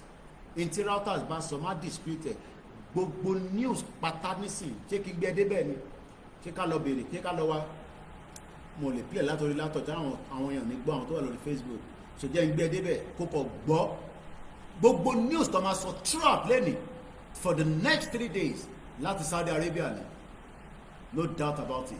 Jáde Sky News, jáde bẹ́ẹ̀ torí breaking news òfin mọ̀ tó jẹ́ náà wọ̀ tí ní ká jáde fún rally o, má lọ sọ pé mo ti ní ká jáde fún Donald Trump mo gbé wá bá ọyí o, torí wọn pe platform mi lẹ ti fẹ́ gbọ́ news yẹn, bọ̀ bàbá ló máa announce ẹ̀, tọ́ba rẹ̀ ti announce ẹ̀ gbogbo àná la máa jọ gbé. Breaking news ó ti ń lọ lọ́wọ́lọ́wọ́ ní Saudi Arabia. US and Saudi Arabia sign economic partnership. Torí àwọn ọ̀pọ̀lọpọ̀ máa fi gbọ́ nìyẹn future government ó yá bá ń gbóhùn sókè. Gbọ́ farabalẹ̀ gbọ́. United States, strategically, economically, and I think sending this very powerful message by going there, making it originally first, but one of the first places that the president goes on a trip is really important. We need these relationships in the Gulf. We need them for many reasons. We need this relationship in the Gulf. Olúṣọlá Sàràkí, original from Mali. Ẹ lọ fọkàn balẹ̀, principle of deceptive Tinubu matics. Tinubu máa tún jáde nísìn, ṣé ìwọ náà wà lára àwọn tó fẹ́ bá wọn lọ campaign láti gbé àkàrà fún ẹ? Ó fẹ́ bá wọn campaign kọ́mọ Ṣèyí Tinubu wá di governor Lagos State. City boy. We're talking about a Yoruba government that would have impact on the lives of every one of us, that will represent you, to represent me. They are one of the primary entities that will help us in pushing back against Iran and against Russia. We need these alliances. They're very, very important, and I think it's great that he's there, and I hope that he comes home with all of the deals that he's been working on. I hope he comes back home, because tó bá padà wálé tó bá kó gbogbo deals yẹn wá question ẹ̀. Ǹjẹ́ question Buhari gbogbo bí tí Buhari lọ pẹ̀lú Àbíkẹ́ Dábírí àǹtí mi dáadáa, kí ló ṣẹlẹ̀ àǹtí Àbíkẹ́ Dábírí? Gbogbo bí tí Buhari gbé yín lọ tẹ travel lọ Yugoslavia ẹ lọ káàkiri Yugoslavia kẹ kò sí Yugoslavia ń bẹ ẹ ṣáà káàkiri ẹ lọ káàkiri bí ẹ ṣe oníwòlímọ̀. Kí lẹ mú padà wá fún àwa Nigerians? Kí lẹ mú padà wá fún wa? Nothing. Lies upon lies. Òtútù ń tẹ́ kí Tinubu wá sọ fún ẹ pé 2027 ẹ lọ fọkàn balẹ̀, a máa gbé yín débẹ̀ yọmọ Yorùbá, irọ́ ló pa fún yín o, kò gbé anybody dé anywhere o. Má jẹ́ kí Tinubu mú ẹni gógó, kò gbé anybody lọ sí anywhere, irọ́ ló wà níbẹ̀. Yes, àwọn tó ń wo CNN wọ́n ní Koiki, I'm watching CNN right now. Gbogbo news news tó bá sọ̀rọ̀ Donald Trump èmi àwa gbọ́ pé Donald Trump wà Saudi Arabia màá ní mo ṣe Yorùbá nation mo ní sọ̀rọ̀ ẹ̀ èmi máa link ẹ̀ mọ́ Yorùbá nation láṣẹ sọ̀rọ̀ èèyàn in tó ń ṣẹlẹ̀ lọ́wọ́lọ́wọ́ nísìn in tó jẹ́ káwọn náà máa ronú sí bí mi ṣe ń ronú nìyẹn kò ń sọ̀rọ̀ Fúlàní nìkan tó bá lè máa open horizon ẹ pé future Yorùbá government èmi náà fi participate ó ní láti jẹ́ politician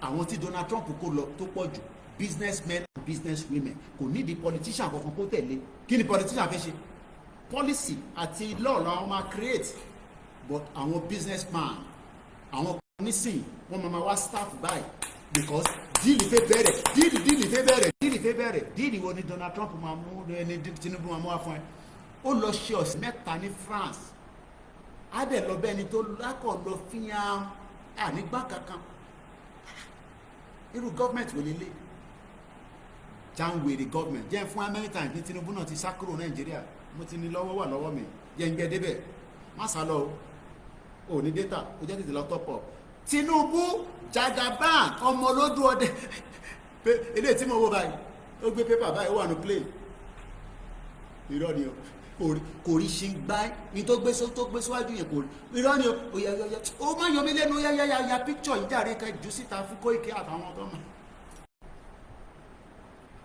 Jagaban ó yá ẹ̀ tí ya picture ẹ̀ tètè yá dáàdì ẹ máa wo bíbá yo orí screen ṣé ó ti yá dáàdì mo fẹ́ capture dáadáa ẹ súnmọ́ window yẹn ẹ jẹ́ kí pépà yẹn lọ sọ́wọ́ òkè so that tọ́wọ́ ti ẹ lo glasses yìí àkómọ́ ti gbà ó yá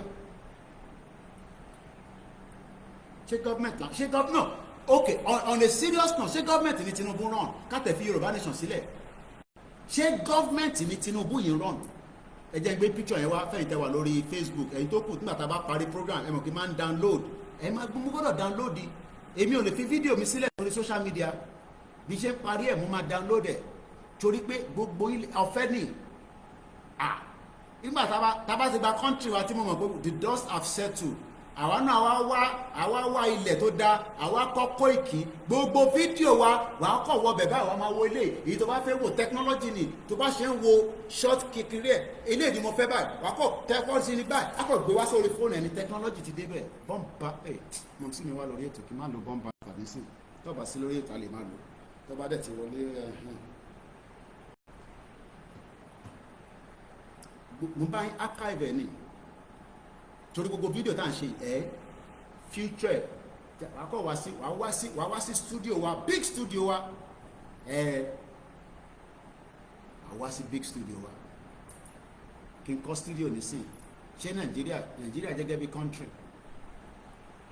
ẹ̀yin ọ̀dọ́ orí bó ṣe ń wò mí I'm like what this guy talking about ṣó ti rà wait the Yoruba people gbogbo ẹ̀yin tẹ́ ń béèrè lọ́wọ́ mi pé báwo la ṣe máa rà á ní Yorùbá land mo ti pe bàbá lánàá professor so wọ́n ń ṣètò ẹni tí ó wà lọ́wọ́ ẹ̀ wọ́n ní 200 copies kan wà lọ́wọ́ ẹnìkan nílé so tó bá ti fún mi ní update yẹn bàbá gbé ó máa busy lẹ́nu ní ọ̀rẹ́ fún mi fẹ́ yọ bàbá yẹn lẹ́nu màá fún yín ní nọ́mbà yẹn ẹ̀ pé èèlò ni mo mọ̀ but ní abroad tẹ́ bá fẹ́ rà l'Amẹ́ríkà èyí tẹ́ ti ń pè mí mo ti fún yín nọ́mbà yẹn kan l'Amẹ́ríkà tó bá dẹ̀ pé ní UK à fún yín nọ́mbà alájà Queen Ara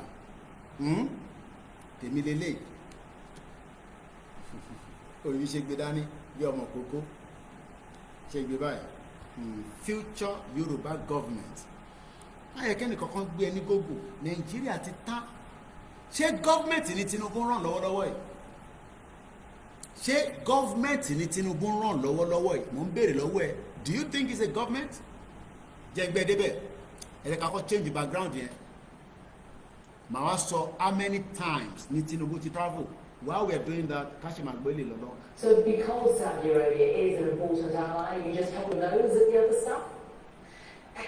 Look, nobody in the world is perfect. Nobody gets along with nobody agrees with everything that everybody does. ṣùgbọ́n nobody bàbá Akíntóyè ó ń kí Tinubu that means pé olóṣèlú ni mo ti dé pẹ̀lú àwọn yẹn láàárọ̀ so mo tún fi burn energy mi fáwọn yẹn tí wo program tí mo ṣe láàárọ̀ ẹ lọ wò second one là ń bá lọ yìí a tún padà bọ̀ létà back to back ni media tó kì í sleep ní bíbá yìí àwọn sùn bí àṣà máa sọ fún ìyàwó máa ní sójà no dey sleep. Èyí tẹ́ wà lẹ́yìn ṣe ti rí Tinubu ọmọ ṣe ń global báyìí ṣe ti rí pépà tó gbé dání irọ́ ni o fake yẹn gbé débẹ̀. President Bola Ahmed Tinubu have travelled 19 times in 2 years. Eléyìí máa bí ti Buhari o. Eléyìí máa bí ti Buhari o. In 2 years, ó ti travel 19 times in 16 months. Buhari lò 8 years. Ó travel 51 times. Tinubu ti travel 19 times out of Nigeria. Kò dẹ̀ tí ìbú kankan padà wálé. Kò tẹ̀ mú bọ́ńbọ́ǹsì wá pé ẹ̀yin ọmọlé o. Nígbà tí mo dé o mo mú bonbons wá o ó yá máa lọ set up bonbons ní Iléṣà máa ta puff puff ní Makurdi a lè ta president kí ló dé àwọn Boko Haram ò jẹ́ ká gbádùn ó yá lọ Plateau a lè gbé ní Plateau ibẹ̀ yẹn náà hot ìbòlẹ̀ wá lè gbé ó yá lọ sọ́dọ̀ ilẹ̀ Igbo ibẹ̀ yẹn náà hot military pọ̀ níbẹ̀ Janwe country mo rí doctor mi mo ní dárúkọ ẹ̀ àwọn èèyàn yìí Ọlọ́run bá ń kẹ́ ìfẹ́ táwọn ilé ní sílẹ̀ Yorùbá wọ́n kàn sunkún lójoojúmọ́ Ọlọ́run nípa wá lẹ́kún ọ̀hún pé èmi odindi dókítọ̀ mo wà l'Amẹ́ríkà mo wà ní Canada òfin mọ̀bí tó wà ń bọ̀ máa sọ fún ẹ̀ ó ti wọlé mo ti rí òfin mọ̀bí tó gbà wọlé ó send message sí mi lẹ́nu ó ní Mr. Koiki ṣé everything wà okay ṣé kí n tún fi nǹkan kan ránṣẹ́ sí yín ẹ bá fi ránṣẹ́ sí mi náà àgbà ọkùnkùn tí ni mo máa ń gbowó lórí platform mi ni tọ́pá ti gbọ́ owó báyìí ara máa ń ní wọ́n ni àbí tàbá ti gba future government ò ní ní láti máa wọ́ọ̀dì nípa owó tèmi fi gbà mọ́ tí èmi kàn nílé gbowó mọ́ lórí social media àjọmọ́ run business àwọn ibì kan wà nílẹ̀ Yorùbá tó súnmọ́ ẹ̀gbẹ́ omi èmi ò tẹ̀ fi gbé láàrin Lagos ẹ ṣáà gbé mi lọ sọ́nà Oǹdó ìjókòó sábẹ́ igi bá igi òróǹbò ọgbọ́n tí bàbá Akíntóyè sọ what will be que sera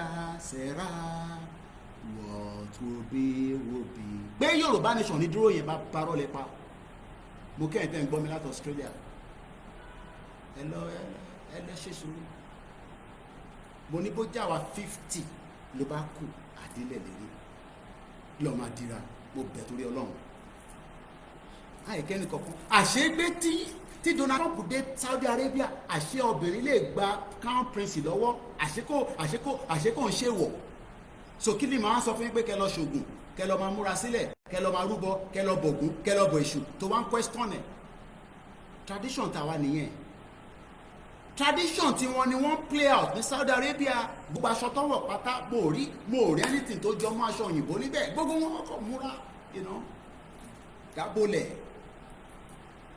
yẹngbẹ́dẹ́bẹ̀ wọ́n ní Tinubu Jagaban ọmọlódó ọdẹ ó travel kúrò ní Nàìjíríà I'm sure pé as a time tí mo ka ilé tábà máa add sí àti jù bẹ́ẹ̀ lọ 19 times amid petrol crisis and a protest threat mo kí Mr. Adeyemi wọ́n ní Mr. Koiki bí Tinubu fẹ́ bókọ̀ Yorùbá máa lọ èmi tẹ̀ ní kó tẹ̀ ẹni tó bá òun kó wá ṣe ṣé òun náà máa wà láyé forever ni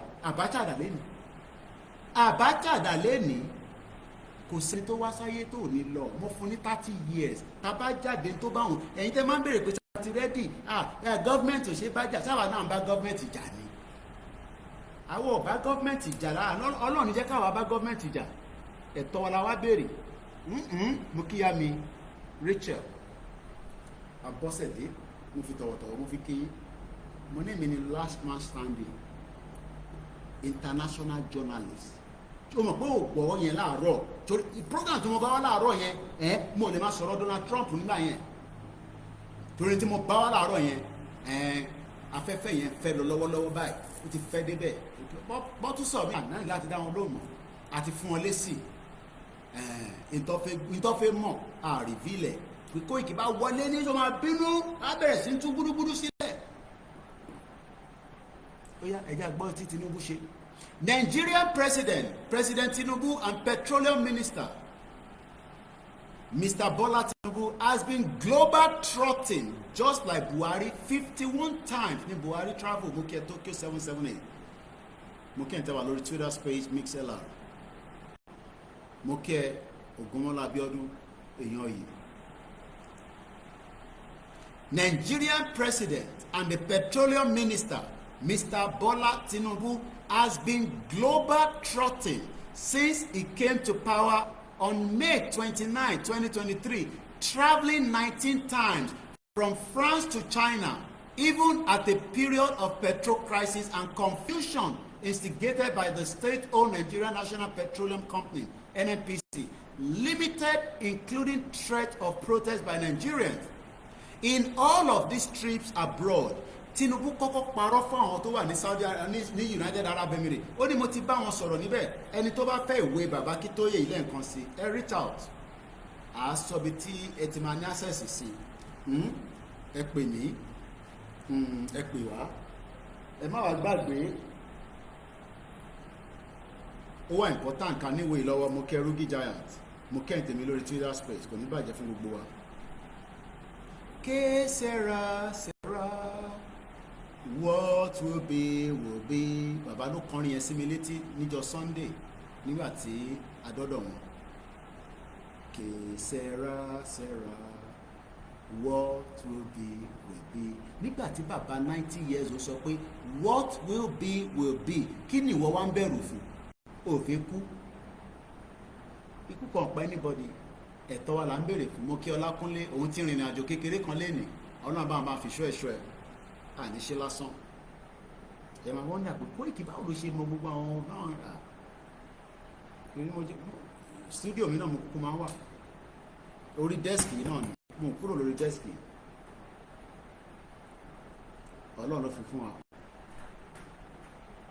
wọ́n wò mí báyìí èmi náà wò wọ́n àwọn kájọ ń wọra wọ́n wò mí báyìí èmi náà wò wọ́n ọ̀nà àbó máa sọ̀rọ̀ Kóìkì kí n gbá etí ẹ mo ní kò dákẹ́ má sàn kankan ìwọ kọ́ ló fẹ́ jáde àwa la fẹ́ jáde kí ní kàn wọ èyí tán ní kí wọ́n máa bọ̀ ń lé ẹ̀ṣá ní kò ṣe ṣùgbọ́n àti ní kò má wà sí Áfíríkà ọmọ yóò kí ń gbọ́ràn ó ń gbọ́ràn àwọn kan wà bẹ́ẹ̀ wọ́n ń bínú báyìí pé sáwọn ní kí n wálé àwọn ní kí n wálé ṣé mo wá ń dáàtì iṣẹ́ táwọn lè ṣe ni ẹ ríran wò á dàbí múvì fún gbogbo wa. Ẹ mọ̀ pé Ṣòwòrẹ́ náà ti sọ pé wọ́n máa tẹlifáìsì ìgbà tí gbogbo ẹ̀ máa ṣẹlẹ̀ nínú Nàìjíríà dẹ̀ lọ ti kọ́kọ́ tẹlifáìsì pé wọ́n ń ja ogun lágbàáyé ogun Biafra it was televised. Eléyìí tó ń bọ̀ yìí náà wá tẹlifáìsì ẹ̀ wọ́n tó ń tán pera wọn gbogbo wọn wọ́n gbogbo wọn pátá wọ́n tó ń tán pera á pọ̀ jù wọ́n lọ.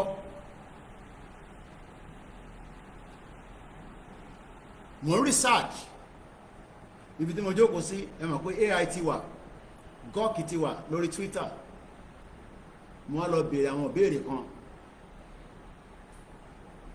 ṣe mọ̀ pé we can make history if we are all gonna push out together. Kò tí ì síbi tí 30 million people ti jáde pé kí gbogbo wọn jáde ní different cities we can beat a record. Ẹni tó dẹ̀ lè ṣe rẹ́kọ́ọ̀dì ẹ̀ náà ni akọni wa Ìgbòho Òòṣà kábíyèsí Elédùmarè wọ́n mọ̀ náà ni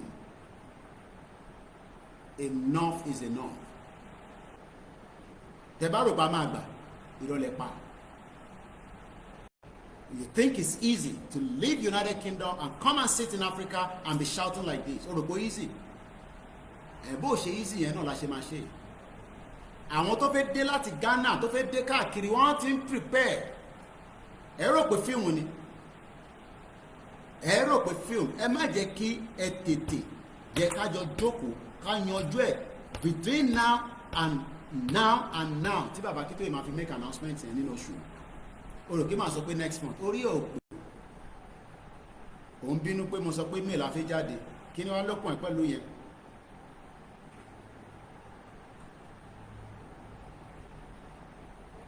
Ọlọ́run bá wà pẹ̀lú ẹ̀.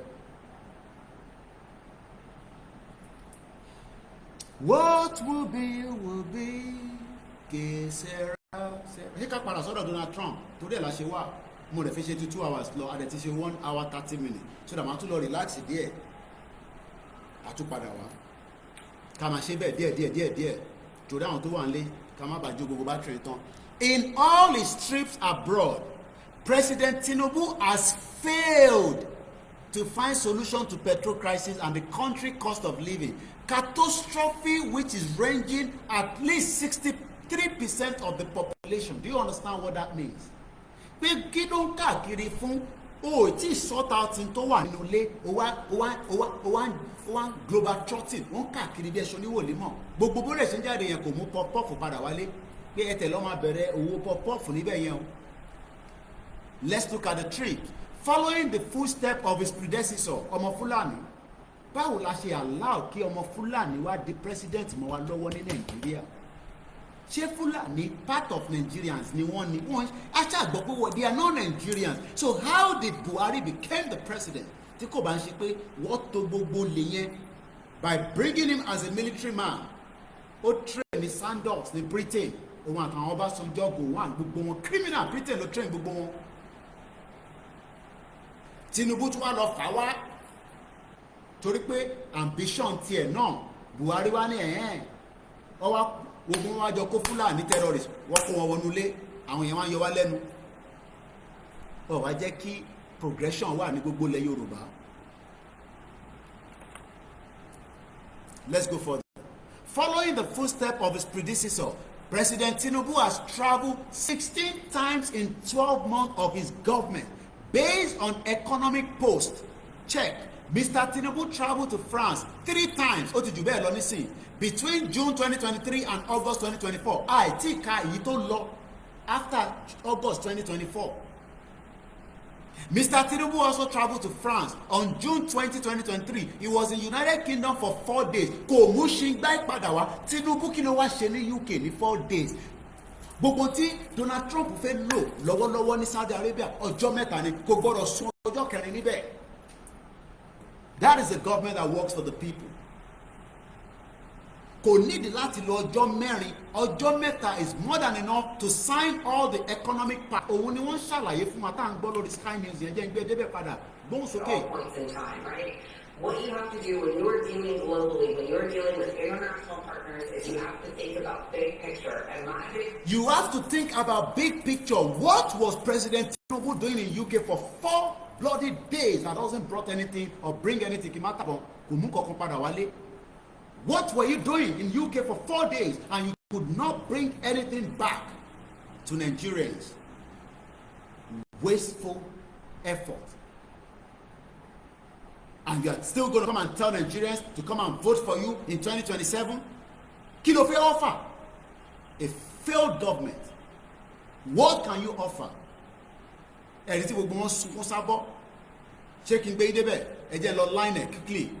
Kí n lọ sọ́dọ̀ àrólé. Ẹ gbọ́ táwọn tó jẹ́ APC ń sunkún sábọ́, wọ́n ti sunkún sábọ̀. Bọ̀ gbogbo wọn olè náà ni wọ́n. Wá tún jáde padà nísìn wọn náà tún fẹ́ kí Tinubu padà wá ní 2027 kó wá complete 8 years àti pé 8 years yẹn ó ní any ìwúlò kankan for anybody. Do you need somebody to be doing 8 years that doesn't have any impact? Let's go to Arole 1010 program tó ṣe lánàá jẹ́ lọ line ẹ̀ up fún ẹ kó gbọ́ bí àwọn ọmọ APC ṣe ń sunkún sábọ́ máa gbé débẹ̀ and you will realize that this country called Nigeria is a shithole. Mo fẹ́ sọ́ọ̀sì ibi tó wà gangan ni. Ẹ jẹ́ ká ṣe máa gbọ́ ilé lọ́nà.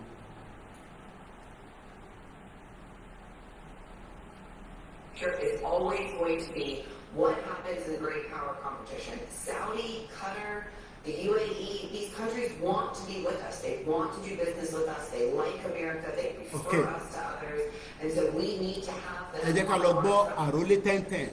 Kẹwo báwọn ọmọ APC ṣe ń sunkún sábọ́. Àbá sọ fún yín tẹ́lẹ̀ pé Tinubu tó ń travel káàkiri kẹ́ ṣe oníwòlé mọ̀ òun náà wá gbádùn ayé ẹ̀ ni. Ìyẹn ló ṣe sọ pé èmi ló kàn kó kán gbogbo wa.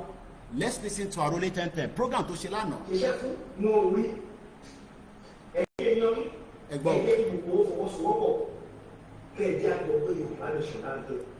Mẹ́gà àdúgbò tẹ̀ bá ti gbọ́ pé ó ti dé ẹ̀jẹ̀ ìgbòho jáde ìgbé máa dún àgbègbè máa dún ẹ̀jẹ̀ àgbàdo pátápátá Oòduà ló wà òkú gbogbo ọmọ Yorùbá nílé àti lókè òkun. Fídíò tí mo ní bàbá yìí ní fáàsì mo máa fi kásẹ̀ tó nílẹ̀ o ẹ̀rọ àti kàńlẹ̀ ẹ̀yìn yan ní ẹ̀ṣẹ̀ mo dúpẹ́ o gbogbo ọmọ ojú òjìye nílé àti lókè òkun. ẹ̀jẹ̀ ẹ̀gbọ́n tó fẹ́ sọ ẹ̀gbọ́n ní sí. mo kí yín o ẹ̀yọ́ ọmọ aládé odò àdóhà o kò ní bí ọ̀dà rẹ̀. àṣẹ o. Fídíò tí mo sọ fún yẹn mo máa fi kásẹ̀ tó nílẹ̀ ẹ̀ṣẹ̀ mo dúpẹ́ o ká ní wọ́n dá fún mi káyọ̀ tó ìdé ìwọ ẹ̀ṣẹ̀ ìdìbò ni ẹ bá mi ṣẹ́ ètò yìí o onílé lálejò ẹ̀jẹ̀ jáde láti sọ̀kọ̀. ǹbọ̀ tó gbé yín débẹ̀ ǹbọ̀ ẹ má bínú fídíò tó ń fẹ́ play gangan lélẹ̀ ó ti lọ too fast tẹ́lẹ̀ a máa gbọ́ nísìn ẹ̀rí bí bàbá yẹn ṣe ń sunkún sábọ́ ó ní Tinubu ṣoore ti jẹ́ kí Koiki máa tutọ́ sí wa lára ìwé ẹ̀ mo fẹ́ ká gbọ́. Your Excellency. Mbọ̀ ṣé ẹ̀ ń gbọ́ dáadáa bí a ká pí bíbà since tí mo sì ní spare phone ní bíbà kó jáde ní bíbà gangan instead fi jáde ní òkè ọ̀yà long ẹ jẹ́ ká gbé wá sí close by sí bíbà mo ti bàyẹ̀ pé mo lè lọ ní bíbà màá lè ṣó yín lẹ́nu yẹn ọ̀yà.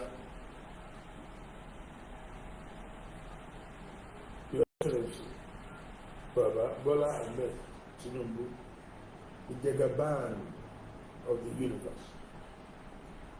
Kẹ́pọ́sà. Okay, Ọlọ́run jẹ́ kó pẹ́ o, ààrẹ alẹ́ o. Ẹ̀mí ọlá kò mú o. Ààrẹ ò ní ṣe o. Ẹ kú sí ọ̀dọ̀. Ẹ kú fi ọmọ ènìyàn ṣe. Okay. Bàbá mo rò pé ẹ ti ń gbọ́. Bàbá mo mọ̀ pé ẹ ti máa gbọ́. Màá kọ́ ṣí ojú bàbá yẹn so that bàbá tó sọ̀rọ̀ lélẹ̀ oníyà yẹn pọ̀. Ebi pọ̀ jù. Tinubu tó lóun jíde ká fún mi. Bí ọ̀lẹ. Okay. Bí ẹ tí ò mọ ṣọ́ọ̀ṣì. So ẹ jẹ́ ká jọ máa ẹni tó fẹ́ ṣiṣẹ́ gan kò tiẹ̀ wá ríṣẹ́ mọ́. Okay. Ẹni tó níṣẹ́ lọ́wọ́ Ilé ìwé ni ẹ gbà. Okay. Bàbá inú gba owó oṣù kò rí nǹkan tó lè fi rà. Okay. Ọláìsí dẹ̀ríkà ó ti di 1,005. Okay. Ọlọ́run ló mọ iye tẹ́wà jẹ́, Ọlọ́run ló mọ iye tí gàrí jẹ́, owó mọ́tò ti wọ́n, owó pẹtrol ti di ṣòro, owó ilé ṣe ló ga sókè, ìnira ni lójoojúmọ́. Bí ìgbà tí mi ò tiẹ̀ wá tó nǹkan bàbá, àwọn agbénipa, àwọn agbénita, àwọn apanilẹ́kúnjayé ọmọ rẹ̀ ti wọlé Yorùbá. Ìjẹgàba of the universe. Ẹ máa tán ẹ tán pa. Bàbá ẹ mọ̀ mí.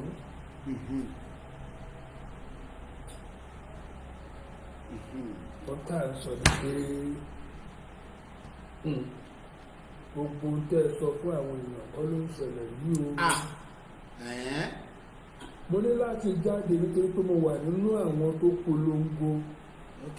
Mo ṣe polongo fún ara mi. Mo pẹ̀tù ní polongo kan. Bàbá ìṣọ́tọ̀ ọ̀dẹ̀ tí ní kí n má bóyín. Mo pẹ̀tù ní polongo kankan pé ká tí wá lọ ṣe 2027 ìpolongo tó yẹ kẹ́ máa ṣe nísìn bàbá ìtẹ́gbá nílà káyè tẹ́dẹ̀ bímọ táwọn ọmọ yín dẹ̀ ti ń bímọ òun ni pé kílẹ̀ Yorùbá dá dúró kẹfì Tinubu sílẹ̀ lọ́rùn. Tinubu ń travel káàkiri ní ó ń gbádùn ayé ẹ̀ káàkiri ní òun láti ń sọ fún látẹ̀kan ní bíbá bó ṣe ń lọ France ó lọ Guinea Bissau ó ṣe ọjọ́ mẹ́rin ní UK kò mú kankan padà wálé ṣíngbáì. Mr. Tinubu have travelled to Benin Republic on the 1st of August ó ti lọ sí India ní September 4, 2023 he was in United Arab Emirates. Donald Trump máa débẹ̀ nísìn in the next few days. Tinubu ti lọ sí UAE kò mú ṣíngbáì padà wá ó kàn travel káàkiri ó ti lọ káàkiri ó ti káàkiri kò mú ṣíngbáì bá so bàbá yìí mo pé kò ṣe pé tó fẹ́ deliver fún Tinubu kò tí gbogbo ẹ̀ máa ń sọ nìyẹn a máa deliver fún Jagaban.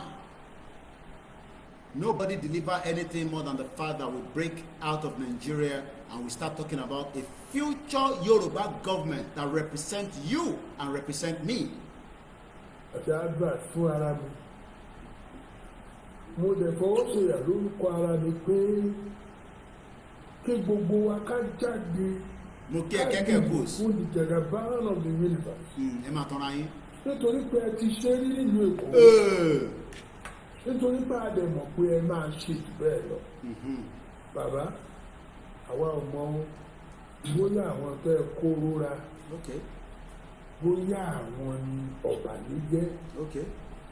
Bóyá àwọn ni wọ́n lè ìlú báṣubàṣu. Bàbá àmọ́. Mo ń sọ tí mo sọ ní èdè Yorùbá, èdè Káàárọ̀-o-jíire. Kí àwọn atọ̀hún rìn wá àwọn ọmọ òkè lọ́hùn-ún kọ́ má bàa gbọ́ ohun tó sọ nínú ìṣesọ Gẹ̀ẹ́sì. Gbogbo bàbá ìṣọ́tọ̀. Donald Trump mú ẹni tó jẹ́ CEO open source open AI gbogbo ẹ ti tẹ̀lé gbogbo tẹ́ ń sọ wọ́n translate lẹ́sẹ̀kẹsẹ̀ tó ń sọ ní èdè tó bá fẹ́ gbọ́ níbo lẹ́yìn ṣì wà ẹ ṣì wà ní analog stage èdè wo làwọn kan fẹ́ gbọ́ ẹ ọ̀fẹ́ àfẹ́ ẹlòmíà ní ẹ sọ Yorùbá ẹ má kọ́ gbọ́n tá à ń sọ ní 21st century ǹjẹ́ pọ́pọ́ máa gbé sínú machine kan tó máa translate gbogbo ẹ̀ fún wọn lẹ́sẹ̀kẹsẹ̀. Bàbá ẹ̀sìn tí ń fẹ́ pọ̀ jù. Ta ni bàbá yín? Ìwọ̀sí tí ń fẹ́ pọ̀ jù. Etí wa ti ń kú nígboro. Kò tí kún ọ. Àwọn ọmọ yín àbúrò yín kọ̀ọ̀kan ò lè rìn mọ́. Ẹ tí mọ̀ kankan. Ibẹ̀ ni àwọn ló lè ṣe. Ṣé bẹ́ẹ̀ ni àwọn nìkan ṣe? Ṣé bẹ́ẹ̀ náà wọn ló kàn? Àwọn èèyàn dẹ̀ pariwo bàbá ẹni tí wọ́n ní sùúrù. Wọ́n pariwo. Ẹ mọ̀ tí Tinubu máa sọ fún gbogbo wọn nísìn a ní òun fi 4 years yẹn òun fi géèjì gbogbo tó ń lọ nínú Nàìjíríà tóun bá ti débẹ̀ ní after 2027 òun á wá ṣe gbogbo tó ń fẹ́ irọ́ ni o má jẹ́ kí wọ́n gbé ẹni gógó. Tinubu is a bloody liar irọ́ pátá ló wà níbẹ̀. Yoruba independent country will work for you with a government. We don't have to be 100 million. We don't have to be 200 million before your life will be better. Kẹ́kẹ́ kú sí ní Koiki wo, èmi wà ní Europe báyìí, atẹ́gùn fẹ́ sí mi lórí báyìí. Ìwọ náà wà l'Africa àbí èmi náà wà ní Europe báyìí. Don't be deceived by Jagaban or Bogilon. Don't be deceived. It's all about them there. Mo kí Ẹ̀sà Ìbálógún. Mo kí Ajé Olókun ẹ̀ṣẹ́gan ni gbogbo ẹ̀yin tẹ̀ ń darapọ̀ mọ́ wa. Ìyàwó Bọ́ládé gbogbo orúkọ tọ̀wọ̀tọ̀wọ̀ mo fi ń pè yín. Don't be fooled. Don't let anybody fool you that there is still a future for Nigeria. Orílẹ̀-èdè Yorùbá, the World Bank should be concerned about the state of the nation. People are starving to death in Nigeria. Nigeria will not change. Mo kí ya bàbá wa Ayọ̀ Fálẹ́yẹ. Igwe James. How many times will I tell you that Nigeria is not a country? It's a business center. Ẹ má bínú mo ti gbàgbé. Bàbá mi Adé, wọ́n ní kí ló máa ń ṣe wọ̀wọ̀ in our dem. Ìbò péré ní international journalist. Má máa pe Nigeria ní country. Mo ti sọ fún ẹ pé business center ni ẹ má mú gbàgbé ní sà ẹ má bínú. Ẹ̀yàn kọ́ ọmọdé ò lè mẹ̀kọ́ jẹ kó máa rà lọ́wọ́. Mo gbàgbé pé gbogbo táǹtì Tinubu káàkiri yẹn business ti ara ẹ̀ ló lọ ṣe. Ẹ má bínú sà. Àjàdígà ní ìmúkíyín. Bàbá mi Adéwùmí ní how can they respect thieves? Bí báwo lọ ṣe máa respect Tinubu? Ó wà ní UK wọ́n tẹ̀ fún ní red carpet. Ọ̀tẹ̀ mọ̀ kó wà nílé yẹ àgbákòbà àbí kí ni ẹ̀ ń jẹ́ olè ẹ̀ ṣe gan ni God will mo kí gbogbo ẹ̀yin tẹ̀ ń darapọ̀ mọ́ wa. Nigeria doesn't value sport.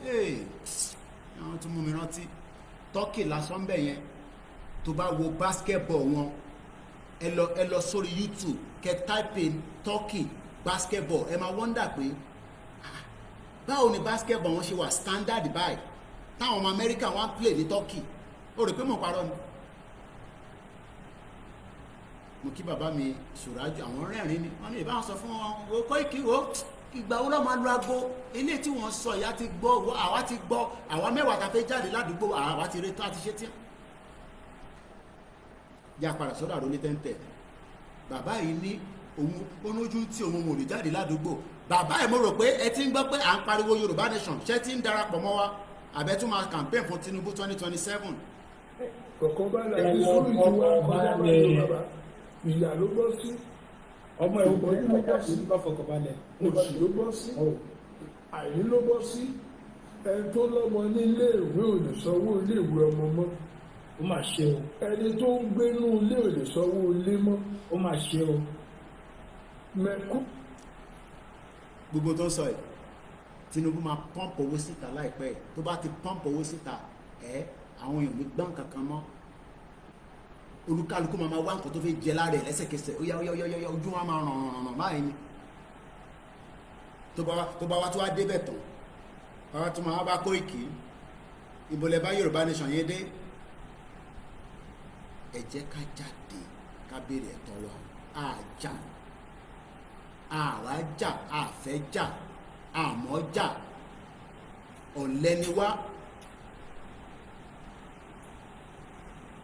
ẹ jẹ́ ká create history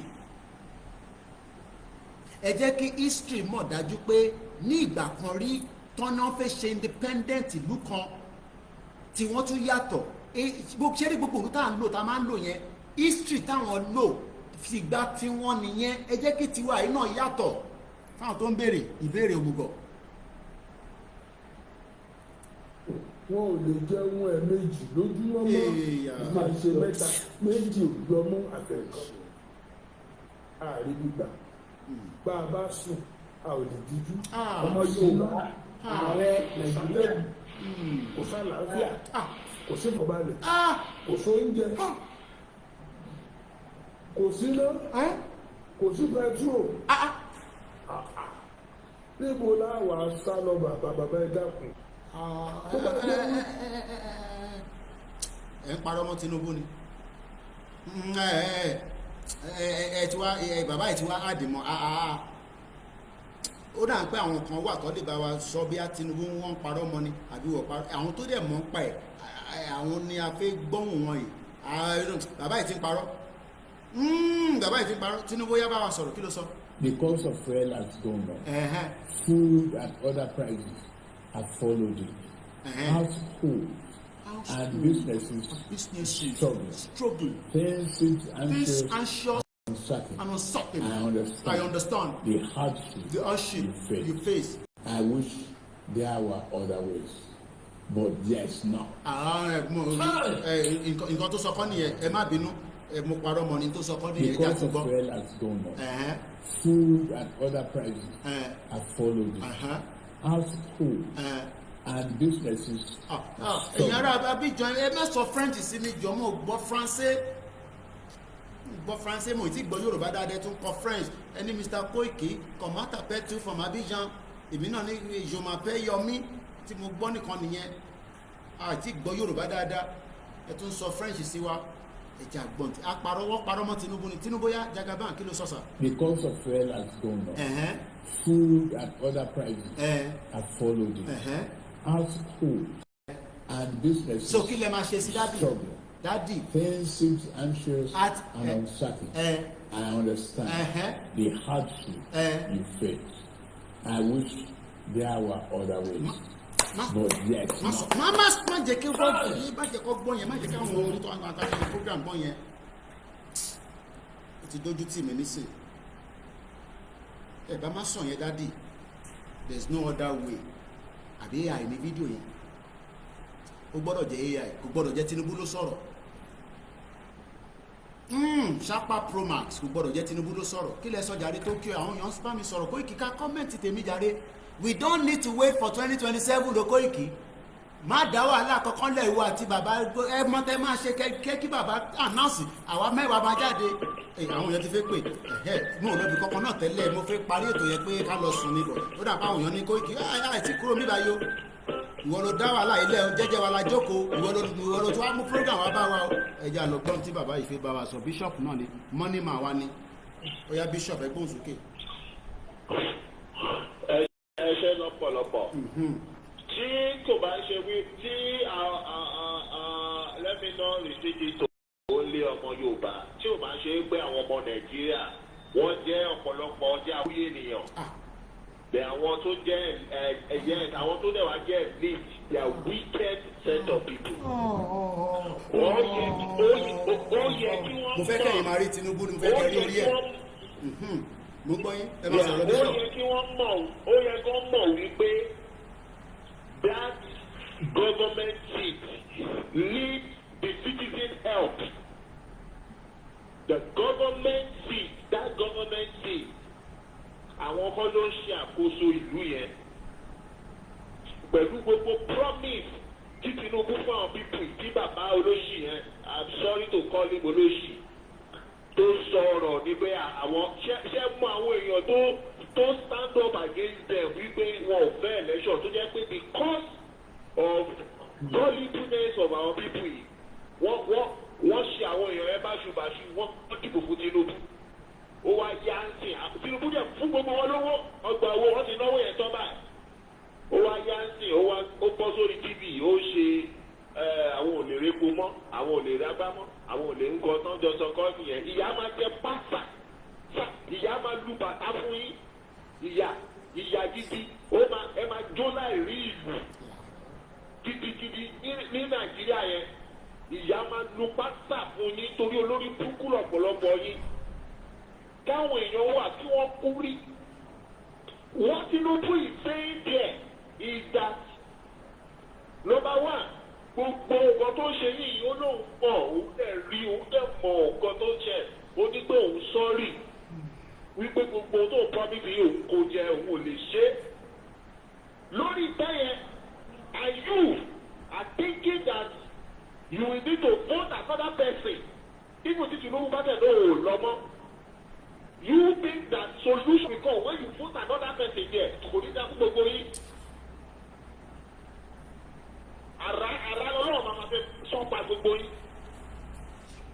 Bishop Maniyi. Do you know Tinubu said I don't know maybe he's being controlled by somebody or not. That's why I said people need to know that they need to rescue people that are always on that seat.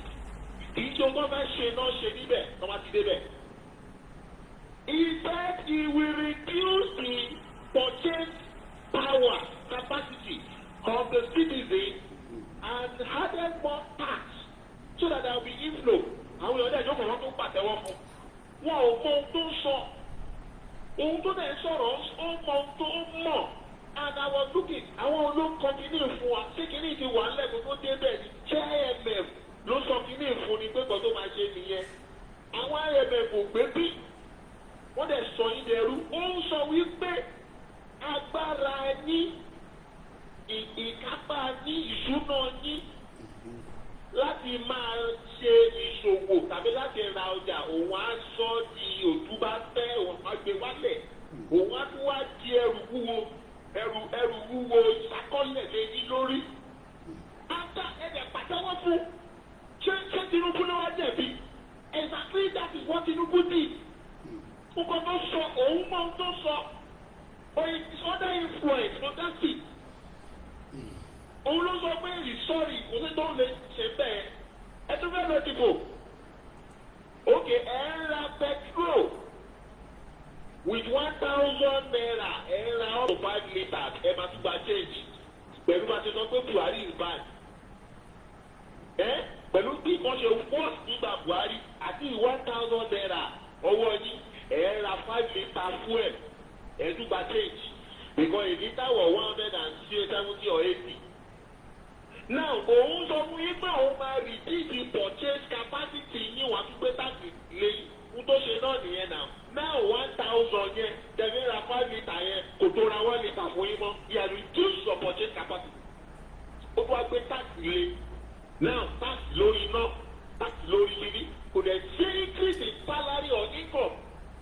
Ẹ bá jẹ́ pátá yàtẹ̀nẹ́ ẹ̀ẹ́dẹ́gbẹ́ orí yín kú alábọ̀dé ní gbogbo yàbí ẹ̀dùn lọ gbowó ìdìbò olóṣèlú wọn tún gbowó fún yín kẹtù lọ dìbò kẹwàá máa sún kóòsì lórí mídíà ọlọ́run ló máa bá ojú gbogbo yín jẹ́ tẹ̀ kú gbogbo ọmọ Yorùbá sí fún wàhálà tí aráàlú bá sọ fáwọn òdìbò kákòókò òdìbò yẹn kọjá ìlú ìpín straight láìjà láìjẹ̀kan láìdẹ́nìtì torí orí àgbèrè yẹn ò gbọdọ̀ gbófo tó bá ti gbófo wọ́n máa pe referendum ní kóníkà fún aráàlú ti gba sovereignty wọn padà nìyẹn.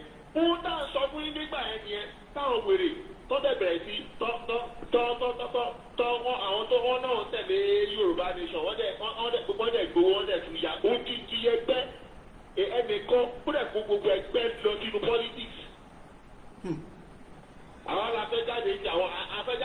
àwọn kan tí wọ́n á ní iṣẹ́ yẹn ló kàn tí a bá ti débi tá a lọ a máa rí nǹkan tó kàn tó bá ti wá bí ẹ̀yìn dá tá a bá ti wá jáde látàtà ó rí campaign ìgágà sí ìwọ̀n bó sórí social media kó sọ pé YouTube kìíní kan Yorùbá nation kan kó sọ̀rọ̀ kátàkátà bó ṣe ń sọ́ọ̀mù rẹ̀ tún sọ a máa tíráàkì ẹ̀ ó bá wà ní Adelaide ní Australia níbi tó jìnnà jù a máa tíráàkì ẹ̀ ó ní ṣe irú ẹ̀ mọ̀ bóyá ẹ̀ mọ̀ bí a ṣe ń ti àwọn èèyàn nílé tó jẹ́ pé àwọn èèyàn gan tún bẹ̀rù láti máa rìn lójú títì ìwọ tó bá live very well tó lè fi ọwọ́ sẹ́nu ẹ̀rú máa bà ẹ́ fún ní you have many people tó lè fọwọ́ sẹ́nu around you and you don't know what they can do and the hungry man is an angry man. Kò ní tẹ́ gbogbo yín ni mo sọ tẹ́ẹ̀fẹ́ ìsinmi fáwọn ọmọ Yorùbá àrà ló máa sọ́pà gbogbo yín ó ti thank you.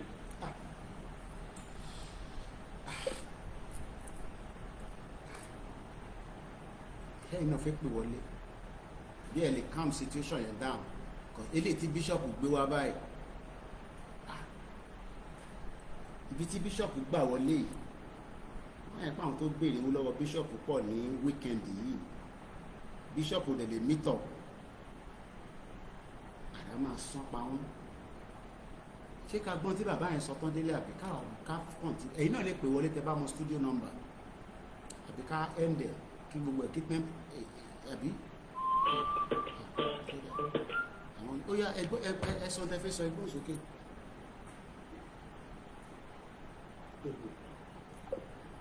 Ẹ sọ̀rọ̀ ní bàbá ìtúgbó tó cut off ẹ bá sọ̀rọ̀ ẹ má sá lọ bíṣọ̀pù bínú tán ok wọn náà wọn fi pè táwọn bá pè kó má jẹ́ pé àwọn máa lọ sọ nǹkan mi kékeré káwọn sọ lórí show Koiki kó má tún lọ ọ̀dà ẹgbọ́n sókè. ètò ni ẹ sọ. ẹ̀rí àkọ́kọ́ ìgbàgbọ́ ẹ̀ tó lè wà nínú bá ṣe ìgbàgbọ́ ẹ̀ kan ọ̀dọ̀ lára wọn láwọn ká ta ìgbàgbọ́ nínú mẹ́ta wọn kò yẹ kó ní kankan tó máa bọ̀ wọ́n lẹ́rù kò yẹ kó ní kankan pátó ṣètò wá ní ìpàdé àkọ́kọ́ mi ìkejì náà àti ní báìbù àti ní òkúrán ẹ̀yìn ẹ̀ lọ wọ́n sọ pé a máa rán òjíṣẹ́ kù yín ní ìlú yín léde yín ìwọ̀n Yorùbá àlóṣìṣẹ́ ìwà ṣe rí ẹni tó lọ bá dẹ̀ fi wọ́n ti kọ́ ó máa jíṣẹ́ bàjẹ́ pé tí ò tiẹ̀ dáadáa dúró ṣé bàbá tó tó yìí ṣe Sunday tó lọ iṣẹ́ ta fi rọrùn gbogbo ẹ̀yìn kéwì gbogbo kò bá jókè kò bá jókè gbogbo wàhálà yín ìlàkàkà yín yípe ní òní dúró wàhálà àtọ́ ló máa jáde àtọ́ ló máa jáde àtọ́ ló yà sọ́ọ̀ ṣe rí táàbà tó pààrọ̀ fún ọmọ lókùsù gbogbo tó ti play back ló ti play back gbogbo tó ti ṣe sẹ́yìn òun náà ìlú ṣe lọ́wọ́ báyìí ló ti fẹ́ máa ṣe lọ́wọ́ báyìí òyìnbó tó bá dúró pẹ̀lú gbàgbọ́ ẹ̀ nínú movement yìí ò ní tẹ̀lé méjì pẹ̀lú anything tó bá gbọ́ wàá dúró títí lórí gbàgbọ́ ẹ̀ lórí movement yìí. wọ́n máa track wọ́n máa gbìyànjú wà á tọ́ ló máa já àmàdélẹ̀. iṣẹ́ wà lọ́wọ́ ẹ iṣẹ́ wà lọ́wọ́ mi fún ara mi iṣẹ́ wà lọ́wọ́ wọn lọ́wọ́ tàwa yìí.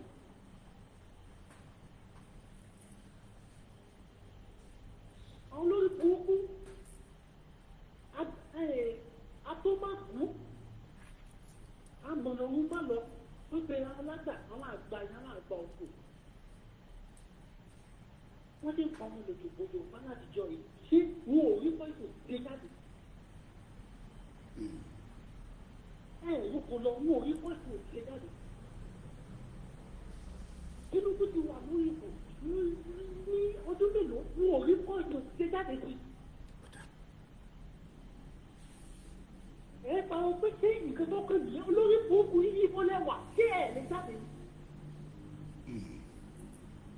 jáde kẹ́ nídìí ẹ̀. Ṣé bàbá tó sẹ́ẹ̀dì kan ṣe sáré tí mo gbọ́ láàrọ̀ mi? Ìbànújẹ́ ayé àgọ̀gbẹ́ àkẹ́kẹ́. Aṣẹ́dùmarè. Olórí burúkú ni ẹ̀ kí n ṣe èèyàn. Ẹnu kò ní yóò kàn dá oṣù tó kàn dá sí ìyẹn lóra. Àwọn yẹn ń pariwo, wọ́n ibi pa wọ́n. Àwọn kan wá dìde bí ká gbára wa. Èyí tó wá fọ́ọ̀nù òṣòfò fọ́ọ̀nù tó yẹ kó Ọlọ́run máa gbóhùn lẹ́nu yín ni. Ṣé ọmọ Yorùbá ẹgbẹ́ ti gbọ́dọ̀ yàn fún yín? Iṣẹ́ yìí kì í ṣe iṣẹ́ nìkan o, iṣẹ́ gbogbo wa ni o. Yorùbá ní ìṣẹ̀ kì í ṣe Yorùbá Professor Akíntóyè o, kì í ṣe Yorùbá kí Sunday Igboho o, Yorùbá gbogbo wa ni o. Iṣẹ́ wà lọ́wọ́ tèmi o. Ní community yín, ẹ pẹ̀lú ayé jọ. Mo wo fídíò lọ ní Burkina Faso. Wọ́n yìí sàfihàn àwọn citizen. Wọ́n sùn ní Adà House. Ẹnìkan wọ́n bèèrè lọ́wọ́ pé ṣé ẹnìkan ló ní kí wọ́n ṣe lọ rárá. Àwọn ni wọ́n pẹ̀lú àwọn jọ pé kí ni nǹkan táwọn lè fi ran ìlú àwọn lọ́wọ́. Wọ́n tó wá pinnu ni pé ó ń kálukú wọn máa lọ bí iṣẹ́ láàárọ̀. Ọmọ wa dé lálẹ́ ọmọ wa ka ìdí ní Adà House. Wọ́n ní kí wọ́n ní ìdí tán ní ìdí bẹ́ẹ̀. Ibi tí ní ti bá tẹ̀lé kó tó lè gbọ́dọ̀ pẹ́sidẹ́ǹtì wọn. Àwọn á ti tètè. Táàsì lélẹ̀ tó wọ àtẹ̀yìn nínú community ẹ̀. Kí nìkan tí wọ́n lọ́mọ sí lè gbé? A ti lè fi stop crisis yìí. Kí nìkan tá a ti lè fi stop gbogbo tó ń ṣẹlẹ̀ yìí? Kí nìkan tá a ti lè fi ran rálì yìí lọ́wọ́? Fún wọn ti tètè bọ́ sí. Ní ìdílé ẹ̀ ní community ẹ̀. Ẹgbẹ́ ayé jọ kẹjọ sọ. Kí ni plan abẹ́lé? Kí ṣe obìnrin àwọn ọkọ̀ ọgbọ́ tó ń ṣe sí ilẹ̀ ká máa sọ nǹkan wà nìyẹn. Confusion. Ìbànújẹ́ ti dé bá wọn. Sunday Igboho tó sọ̀rọ̀ ìbànújẹ́ ti dé bá wọn. Wọn ò mọ tó lọ mọ́, wọ́n fẹ́ mọ tó lọ. Wọn ò dẹ̀ ní mọ̀. Ọlọ́dẹ tó sọ́lé tó máa yìí, orí ẹ̀dùn ló máa pìtẹ̀. Ẹ lè gbọ́, kẹ́yìn a ti kọ́. Ó lè tètè. Gbogbo pàṣẹ bá máa gbé òfò. Àgbẹ̀ lórí àgbẹ̀ àmàjáde, àmàdélẹ̀ nìyẹn. You, with you, without you, àmàdélẹ̀ ní àdèmàjáde ìgbẹ́. Nígbà balẹ̀ nìkan yìí ni ó lè dá dúró. Orí tẹ ilé ìgbìmọ̀ àwọn ó dẹ̀ dìde ọ̀dọ̀ láti ṣe. Ẹ ṣe gan ni. Kákọ̀ gbọ́ díẹ̀ sí nípa ìtarákùnrin yẹn sọ. Àwọn tó yí yín ká ni wọ́n ń ṣiṣẹ́ ibi yìí bàbá bóyá kẹ́ ẹ tún wọn yàn bóyá kẹ́yìn fún ara yín dẹ̀ mójútó iṣẹ́ tẹ́ ẹ fi lé wọn lọ́wọ́ wọn ò ṣiṣẹ́ kankan o.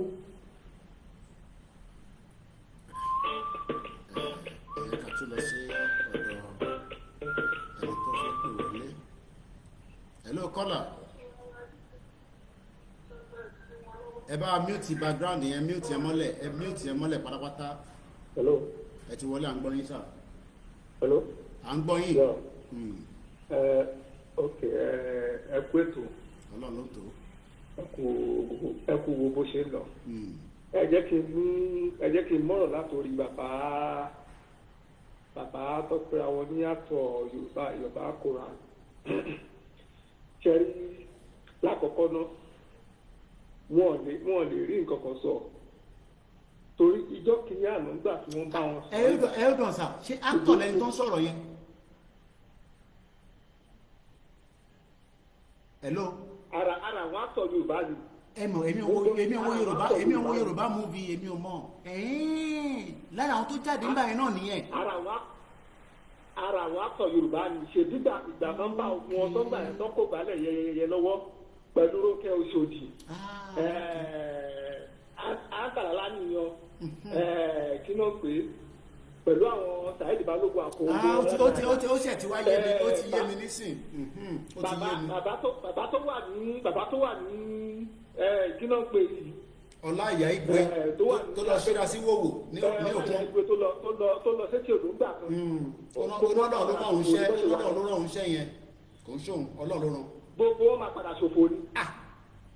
ṣebí ó sọ̀rọ̀ kì í ṣe tọ̀rọ̀ eré gbogbo máa padà ṣòfò ní ṣebí ọba kàṣí àkáàtì gbogbo ìgboro ń sì báyìí ọ̀pọ̀lọpọ̀ wọn bá Gbàlá Gabriel àwọn òró jẹjẹ àwọn òrí ti ní kàn ṣe kò sílẹ̀ tí mi ò kí ń wò lórí YouTube báyìí máa wò pé ayé ogun yín náà lélẹ̀ báyìí nílẹ̀ ọ̀n bá ọ̀pọ̀lọpọ̀ ogun ọ̀sángbà yẹn ó dà gbà pé àwọn tó ń sọ̀rọ̀ yìí wọn ọmọ kan tó ń ṣe ọ̀pọ̀lọpọ̀ ogun gbogbo wọn ló ń lọ káàkiri tó ń travel out tó ń rí bí ìlú ẹlòmíì ṣe rí ìlú tí wọ́n wà bẹ́ẹ̀ ó bàjẹ́ débi tó bàjẹ́ délé ni ọ̀tọ̀ wa náà àwọn náà bàjẹ́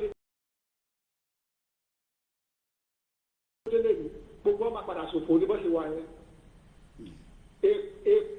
nǹkan tí bàbá Awólọ́wọ̀ ṣe sílẹ̀ tó yẹ kí wọ́n jẹ́ kí ìkíní yẹn wọ́n jẹ́ kí ètò yẹn kó lọ gbére òun ló tẹ̀ sílẹ̀ yìí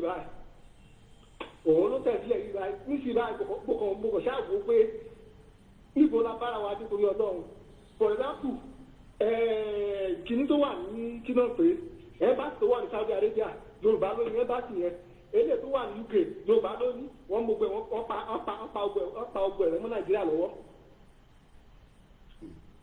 pa ọgbọ ẹ̀rẹ́ mọ́ Nàìjíríà lọ́wọ́ nísìnyí báyìí ẹ̀jẹ̀ ká wò à ń sọ̀rọ̀ pé kíní kan ìgbà kan Yorùbá àti Singapore ọ̀nlẹ̀ Yorùbá gbà kan ni òun lélẹ̀ ti bá Yorùbá ló wá pé à ń wọ́nà bá ti máa sá lọ sí Singapore bá ti máa sá lọ sí Brazil bá ti máa sá káàkiri gbogbo orílẹ̀-èdè ọ̀pọ̀lọpọ̀ àwọn ọmọ wa ló wà káàkiri tó yẹ pé wọ́n àti jẹ oúnjẹ sẹ́nu ara wọn ó di ọ̀run sí wọn lọ́rùn kí wọ́n náà bá káàkiri kí là ń wá káàkiri òkè nísìnyí báyìí ọ̀nà kò dáa omi kò sí iná kò sí gbogbo orílẹ̀-èdè táwọn káàkiri wọn ní ìdá kan wọn ní sábà pé ní ìdá kan nǹkan tá a ní nílẹ̀ Yorùbá wọn ní kọ́tà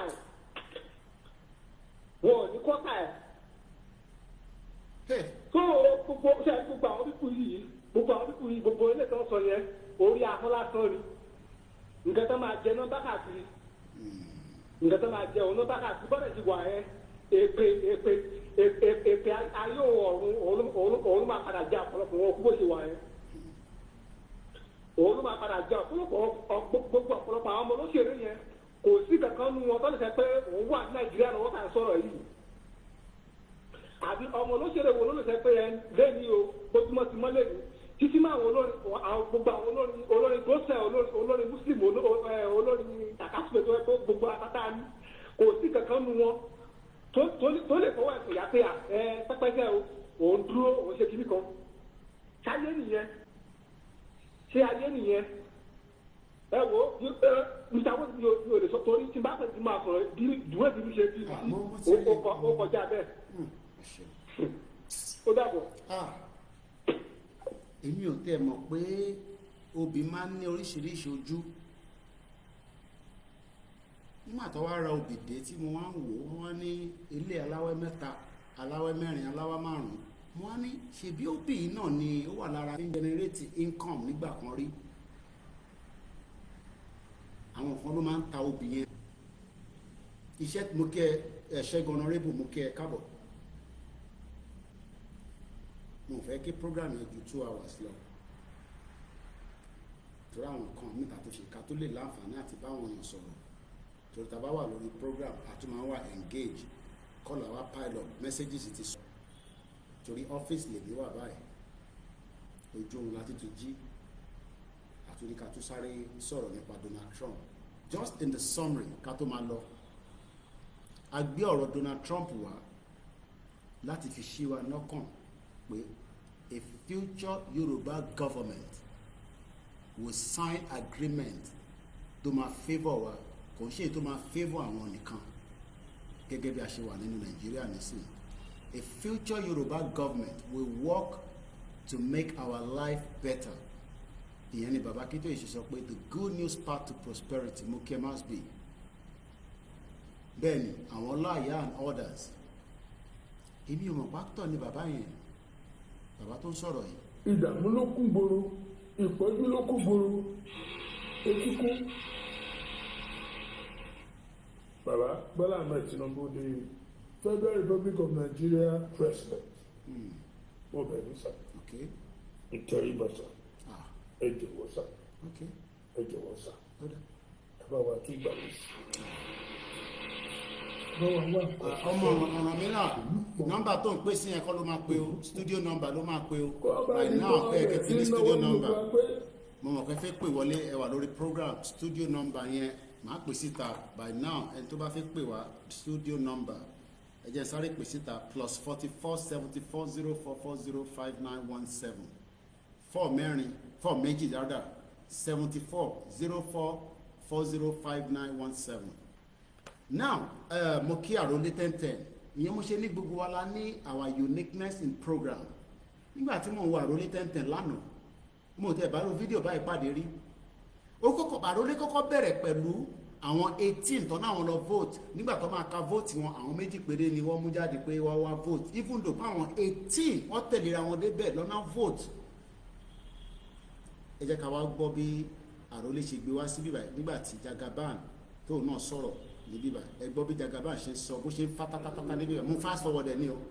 Ẹyọ kan ni máa fún ni, ẹyọ kan torí èmi ni fẹ́ sọ̀rẹ́ndà right mi fún yín.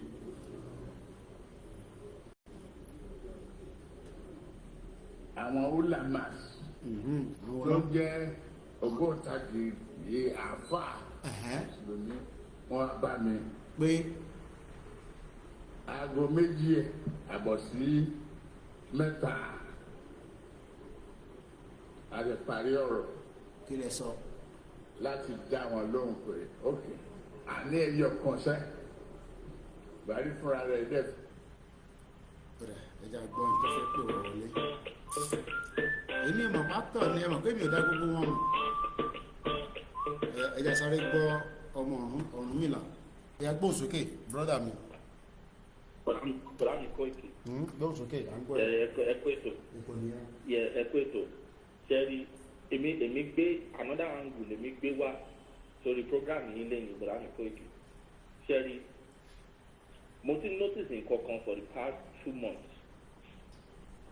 Àtìgbà tí mega rally announcement tó ti ń rap tó ti ń step up tá a ti declare date. Okay. mo ti make àwọn calls in Nigeria, and the first thing tí gbogbo wọn sọ fún mi ni pé for some reason out of nowhere federal government ti bẹ̀rẹ̀ sí bastardize the network ní Nigeria. Now this is my point. Wọ́n mọ̀ pé power of information is very, very critical, and Tinubu as the president and the people working around him, they know the power of media. That is the first thing. If I do anything from Tinubu, I will give him one props. Tinubu understands the power of media, and he knows that if you control the media and you control the narrative going on the media, you have completely locked everybody in a total bondage. Now, one more thing was seen on in Nigeria because and most of Nigerians tó jẹ́ táwọn ọmọ Yorùbá wà nù ẹ̀ tàbí tàmá jáde lágbára Ọlọ́run. Tinubu mọ̀ pé most of our ọmọ Yorùbá, we don't have time for watching television anymore. Everything relies on social media. Now, to frustrate the good work person ṣe and the good work tí gbogbo àwọn agitators Yorùbá nation àtàwọn ọmọ Yorùbá àtàwọn ọmọ Yorùbá òdodo that we are clamoring for the glorious nation of Yoruba nation to come to pass. The only way to disrupt that energy to circulate among the people is to make the internet and the cost of data be extremely unbearable for the masses to even afford. Àwọn èèyàn lè máa sọ pé tariff ló ń ṣe. Yes, they can do tariffs. But behind that tariff, there is an hidden agenda that benefits the federal government in promoting their media push to the public. So, listen, they about to broadcast. Instead of káwọn èèyàn join the broadcasting, they will think twice and say èmi tí mo ní data tí bá lo data mi fi wo broadcasting yìí sìn I will be left with like nothing. Níbo ni màá ti rówó tí màá fi reload the data mi tí màá fi máa save more other things. Ṣètìlí wasn't control in a backward way. Téèyàn bá fẹ́ control nǹkan, you don't have to shut the whole thing down. You can start by step and chop it till you get to the head. Àwọn àgbà Yorùbá ló máa sọ pé ẹni tí bá fẹ́ gé kò ní gé látòkè.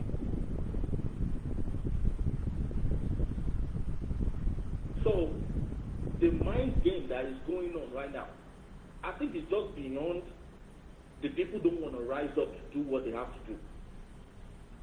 Because when you take a look at the total state of what Nigeria is today, 70% of Nigerians, they know that Nigeria is totally good. But one, they are looking for a messiah. That is the play. If you see my blame our majority of Yoruba, that is the place I'm going to blame them for. They are looking for our Yoruba. We are still busy looking for a messiah that will lead the charge. Why they say àwọn ọmọ òkè ọya wọ́n lè kóra wọn jọ mẹ́wàá kò lè dédé kóra wọn jọ, and with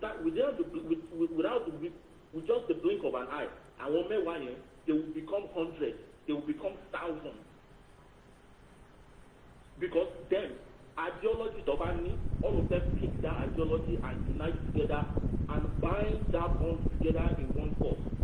They are fighting a fight that God, top belief, approves.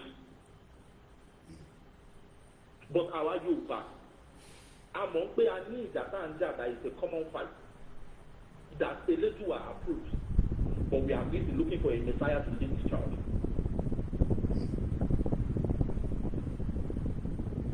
So it's a mind game.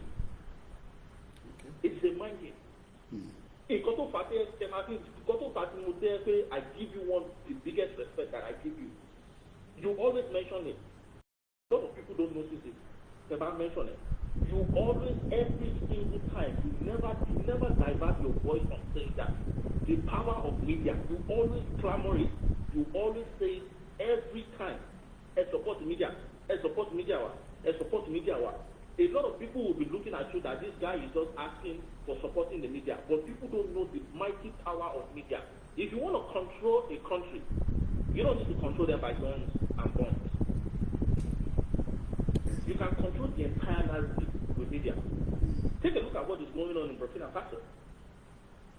If Africans did not unite and speak in one voice, look at what Americans were doing with the power of media.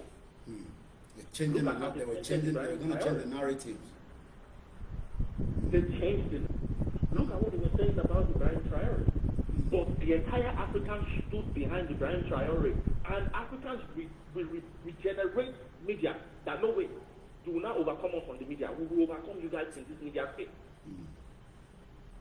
Now, when the American government and the West, when they realize that Africans are more powerful in the media now, they went further deep into Africa. What did they do? They made the media of the country to start painting Burkina Faso bad, even though Burkina Faso is in Africa. i.e., China's television. Look at what they did to Ibrahim Traore. They literally put a cartoon. They put a cartoon on the show that the military government is killing civilians in Burkina Faso. How? Where is your proof? Where is your evidence? But a bandwagon and a dingbat from Africa that don't know the power of media, or that believes in everything that comes from the media, the first thing that person will do is like, oh yeah, you see, America said it. Ibrahim Traore is a killer. That's why America want to kill him. And they'll support it. The same thing they did to Gaddafi. The same thing they did to Cameron Nkrumah. Now go back to Yoruba Nation. The same thing they did to Oloye Sunday Igboho. But ìkọ́tà wa fi lọ́kì àtàwọn ọmọ Yorùbá, Ọlọ́run jù wọn lọ, wọn ò rí bàbá wa mú mọ́lẹ̀. But they said tá a bá lè rí bàbá wọn mú mọ́lẹ̀, we will change the narrative in media way.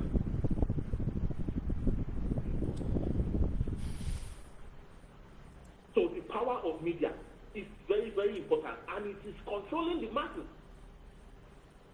Because any to you come out when you think, what is the time in Africa if they are in the evening? Yeah. Most of them, 99% of them are back. 15 minutes to 5 o'clock, 5 p.m. 60% of them are back from work. Yeah. But they will never come on social media because they don't even have the data. And as you speak in our media in Nigeria, they will never talk about Yoruba nation on their channel. Even though the media house is in Yoruba land, owned by a Yoruba man. Got the master Yoruba never gonna say. Never. Exactly. Never. Exactly my point. Come and saw Yoruba never. Never. Sherry, I grew up in Nigeria. I grew up in Nigeria when I was young. That, correct me if I'm wrong, and I know you will remember very vividly. There is a channel called NTA Channel 7. Mr. Joshua, I'm not here. Yeah. NTA Channel 7. Yeah. NTA Channel 7, Mr. Joshua. Yeah. I remember vividly. Tibawa in the living room, my dad and my mom. I remember very well. I think from 4 o'clock till 7 o'clock, gbogbo news tó máa ń jáde ní NTA Channel 7 is always in Yoruba. Out of nowhere, but I think it disappeared out of the state. Completely gone. Like there is no TV station in Nigeria that speaks a local language from Nigeria anymore. It's all English. Why is that? The power of media. The power of media. Àwọn ìyá tó wà nínú oko that they don't even have life anyway. Even though àwọn talk about ní rédíò nínú wọn, the radio stations too that supposed to elevate the culture of Yoruba. Bí ẹ pé ìkọ̀kọ̀ ń ṣẹlẹ̀, gbogbo plan ti ká ní tó yẹ káwọn ìyá wa máa gbọ́ lóko. Nigeria government has taken over the entire state. Both TV, both radio, both social media, they have conquered the entire cyber state. Because in this 2025 and in future, slowly, it's not even slowly anymore. Cyber space is the only entertainment place now. Channel television, they have Facebook and YouTube page and Twitter page. TVC, they have Facebook page, Twitter page, and YouTube page. Every media station, every single one of them on the globe as we speak, they all have social media handles. Why? Because social media is the generation, and the future generation and more generations. And social media will get better. Television is going to like slowly wind away. But our telecommunications companies here, they are already selling their license to all these media systems. Everything is on smart TV. Paramount Plus, everything is selling. Google Sports is on third party app now. So they know, Nigerian government know the power of media. They go to find the grassroots, funding the movement. It is a key because since Nigerian government, if I on social media, they don't have the power of the grassroots. But that power of the grassroots, if they alone say awareness, house to house awareness. I want to join the movement to continue the house to house awareness. So you can follow our good comrades. Talking passing along. Some of them are busy in the corner looking for a Messiah. Some of them are busy in the corner looking for a Messiah. So, but I'm Koiki. I have motive role everywhere. The issue is bigger than a cotton seller at the moment. Because of that, I will plead for our Yoruba. They are our friends. I don't hate them. The Yoruba nation, like you always say, any of them, Yoruba nation, if they want to come and live or do business, they will apply they will approve their visa. They will come. It can even be a visa free, but they will have a passport and an identity. They will stamp their passport when they are coming in, and they will behave themselves. Anyone, so that means behave. Go back to where you are coming from. That's it. So it's not a big deal. They will be our brother. Because Tabak Bali Uba Nation living. We cannot be buying and selling among ourselves. That's a big lie. We will have to export. And we will have to import. So that's the country. We need to trade with many countries around the globe. We export and we import. Reason that's a big program to sign 1 year. Because let me understand. That's the reason why we're talking about Trump in Saudi Arabia. Táwọn Fúlàní bá torí wọn bá pé tó bá dá carnation milk kalẹ̀ in their country Àrẹwà Republic that they have ever tó bá dá carnation milk sílẹ̀ tí àwọn health department tí Yorùbá nìkan tó bá gba milk yẹn tá bá test yẹ tá bá rí pé okay this milk it is safe for our citizens there is nothing like poison in it it is safe for our citizens okay now we can actually export our Fulani we can export to them. It is business. No business it is what it is. But and also territorial integrity of our state. We will defend it. Every citizen of the Yoruba nation will have one allegiance: the defense of the land. Every single one. Every single body will have one mission: the defense of the land. So that's how we should be. But Brother Koiki, to give somebody more people need opportunity. Like this media issue, Brother, it is taking control of all the states. And we should look more into it because they are really fighting the masses with media. What they are fighting the masses hardly. Mostly our Yoruba nation can't say from struggle. They say Beggar Wambo. They don't want to flood different narratives on the media. Is that not the media? That's the media work. Very media work. That's the media work. That's the media work. Create all kind of narratives. Oh, let's send this individual out. Let him go paradise this corner and let people start thinking otherwise. It's a war.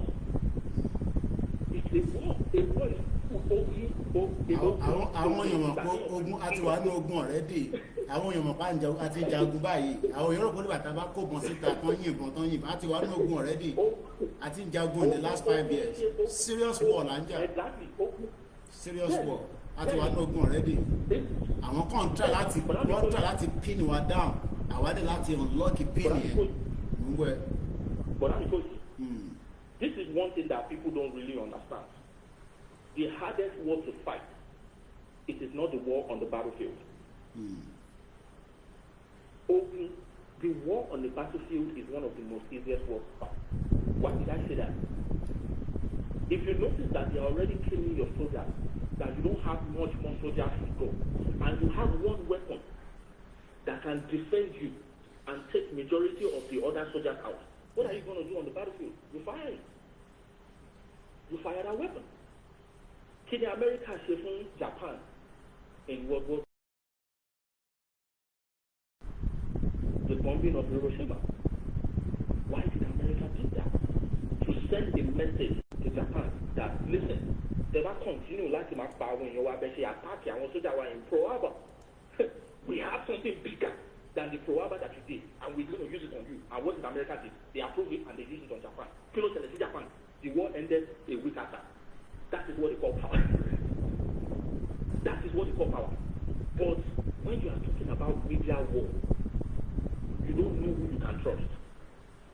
They can bring your best friend to attack you in a backward war. And in war, we have message you don't portray it that everybody are listening, but they are completely not even listening. They don't even see. If it's all near Agbara, if it's Nigerian government, near Agbara, they will media war of things. Shady broadcast them Facebook. They can decide to block Facebook space from in Nigeria. They've already done that. They've already our page has been shadow banned. I have 500,000 followers on Facebook, and hardly we get anything out of it. What the keep page wa wọnú Nigeria? Hardly àwọn èèyàn fi ń rí wa lónìí Nigeria. That's your feed. See the broadcast feed the internet send out. Once you block it from the radar. Yeah. Like that is the power of that. Media war is the most scariest war that anyone can fight. And because I think she's for the past 5 years. And what I cannot beat out of it now is that we need to change our own strategy, which is what I want to know, and we cannot reveal that. But that also entails a lot of resources to be able to do it on the ground. Because people fight from on the ground, in it. There are many things that is going on the ground, but they want to know what they like there, what they mobiton is, what they mobiton lossy. Every day I'm in contact with every part of Yoruba land. Every blessed day, possibility Mombasa or Yoruba land. Every day. But what they want ambassador because I'm not going to go to I want come on listen what any phone. The people very often powerful continue sorrow. But one basher on this side. So you know say bere pe je ready je rally lo kan because kí lẹ gbójúlé wọ́n fẹ́ mọ̀ tó gbójúlé yẹn. Thank you. Wọ́n fẹ́ mọ̀ okay ṣé mi tí mo ní kára walkie talkie ẹ rò pé mo stupid. Exactly. Ṣé ìgbà tẹ́ ń wo gbogbo àwọn anywhere nínú gbogbo ibi tẹ́ bá lọ àwọn tó dúró ti Donald Trump wọ́n ní walkie talkie àbẹ́rẹ́ ìpọ́n gbé kan sétí tó bá rí ibi tó bá wọn communicate ṣé fóònù wọn lọ́ máa fi bá wọn communicate wọ́n gbọ́ kan létí nǹkan wà létí wọn ìmí kékeré chíńchín ni wọ́n gbé sétí ìmí wọ́n pin ẹ̀mọ́ ní etí ẹ̀ pátápátá. So they're concerned, they're worried. You know? Undercover headphones. Undercover headphones ti gbogbo wọn máa ń lò. Undercover headphones. So but I think a lot of our people will need to understand that Brother Aniwasoye has always been what I have said so many times. To win this battle, the media has 80% of the job to do. 100%. The Bangbo and Koikimedia, it's not for anything. When she play, it's costing us a lot of money. At least, like I said, almost all our staff now have got at least, full, proper, internet service. They're difficult. But again, we can't rely on that. We need to also, most of our Facebook now, we can't have 6 people go live at the same time. And it used to be like that before. Government is the whole money. Well, they can't go live, with 6 people. We were live, maybe by this staff make up when they go live. And it was not like that 6 months ago. But I'm Koiki. Before I leave, let me chip in this. You will be shocked. You will be shocked simply for the past 5 years, from the past 6 years, certain clamor for Yoruba nation. Certain mention. You will be surprised that there are some people in Yoruba land that don't even know who Koikimedia is. There's no doubt about it. For the past 6 years, you will be surprised. There are some people in Yoruba land. So if Yoruba family want to speak Yoruba fluently and very well, they were born and raised in Yoruba the language. Yeah, all the time. On social media, Yoruba nation. Yeah, I'm Yoruba nation. Facebook, YouTube, I don't see. I'm wasting time. They have no idea. They have no idea who Koikimedia is. They don't have any clue who Koikimedia is. Because of that, they say, "Táwọn bá take over the state, we will take over the grassroots." You can't beat grassroots alone. You cannot beat grassroots alone because everybody has seen their Thank you so much. For all your good work. That is Omo Onumila, all the way from the state. Well, no time is wasted any time on this platform. It is more than a media warfare. Buhari IDB Abacha coup d'etat took place over the radio station. And right there and there, everybody stay in the house because nobody knows what's going to happen. What they're doing now, nothing more. What is the move? You're telling people to come out for the rally, and Baba is saying that this is going to be the final rally. Do you understand what that means? I don't think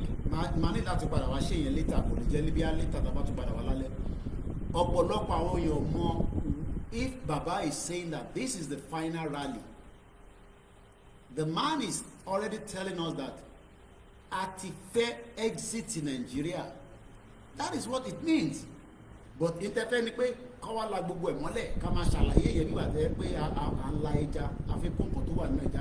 we should understand. And we are dealing with monsters that wants blood. But we have to prepare for such. If you think that Tinubu is not going to attack us when you come out, you are fooling yourself. Because the agenda of Tinubu is that he wants Nigeria to maintain until 2031. Tom Afishi's 8 years ago. Why do we have to wait for that 8 years? We don't have to. So thank you so much, Omar Mila. Abiodun George, brother Shigoni. So let me leave it as it is right now, and then we'll come back again because, like I said, I have to prepare for some other things. What I wanted to talk about, I've been able to cover at least, half 1 hour straight out of it, which is Trump and Saudi Arabia. They've done a lot is still going on. And let me quickly update, coming from Reuters as we speak right now. There have been a strategic economic agreement between America and Saudi Arabia, and that is some of the update coming right now from Riyadh in Saudi Arabia. Trump left with many updates 7 minutes ago. Al Jazeera. Okay, I think I should go straight to the White House. I think that will give us, at least some kind of. This is President Donald J. Trump, the White House fact sheet.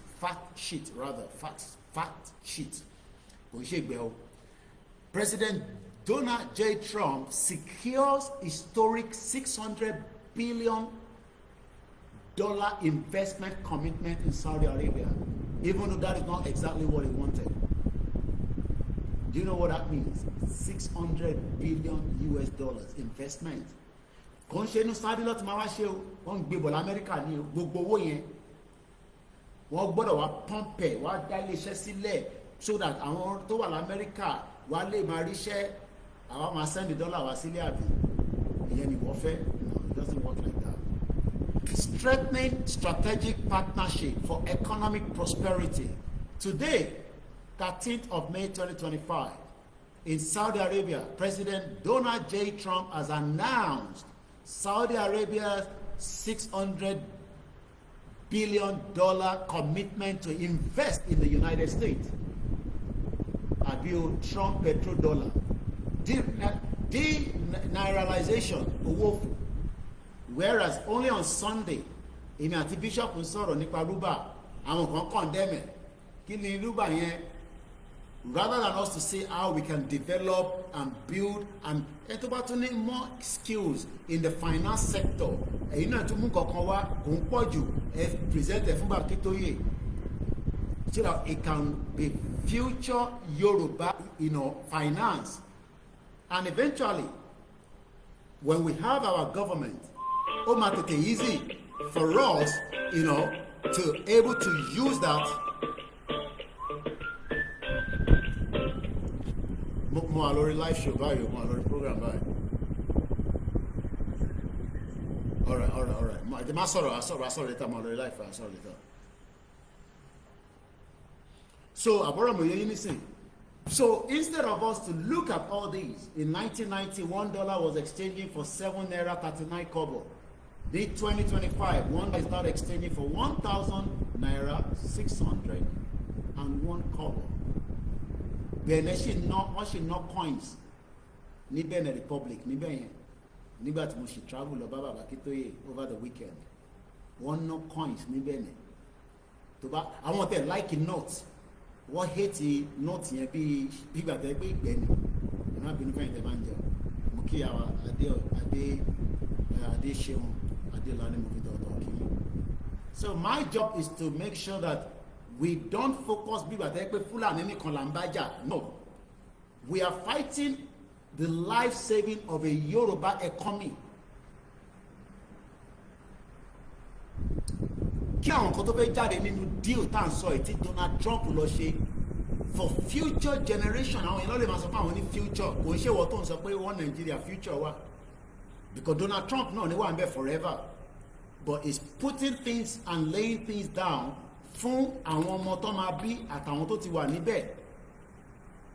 Let's take it one time again. Strengthening strategic partnership. Màá kọ́ push it to 3 hours.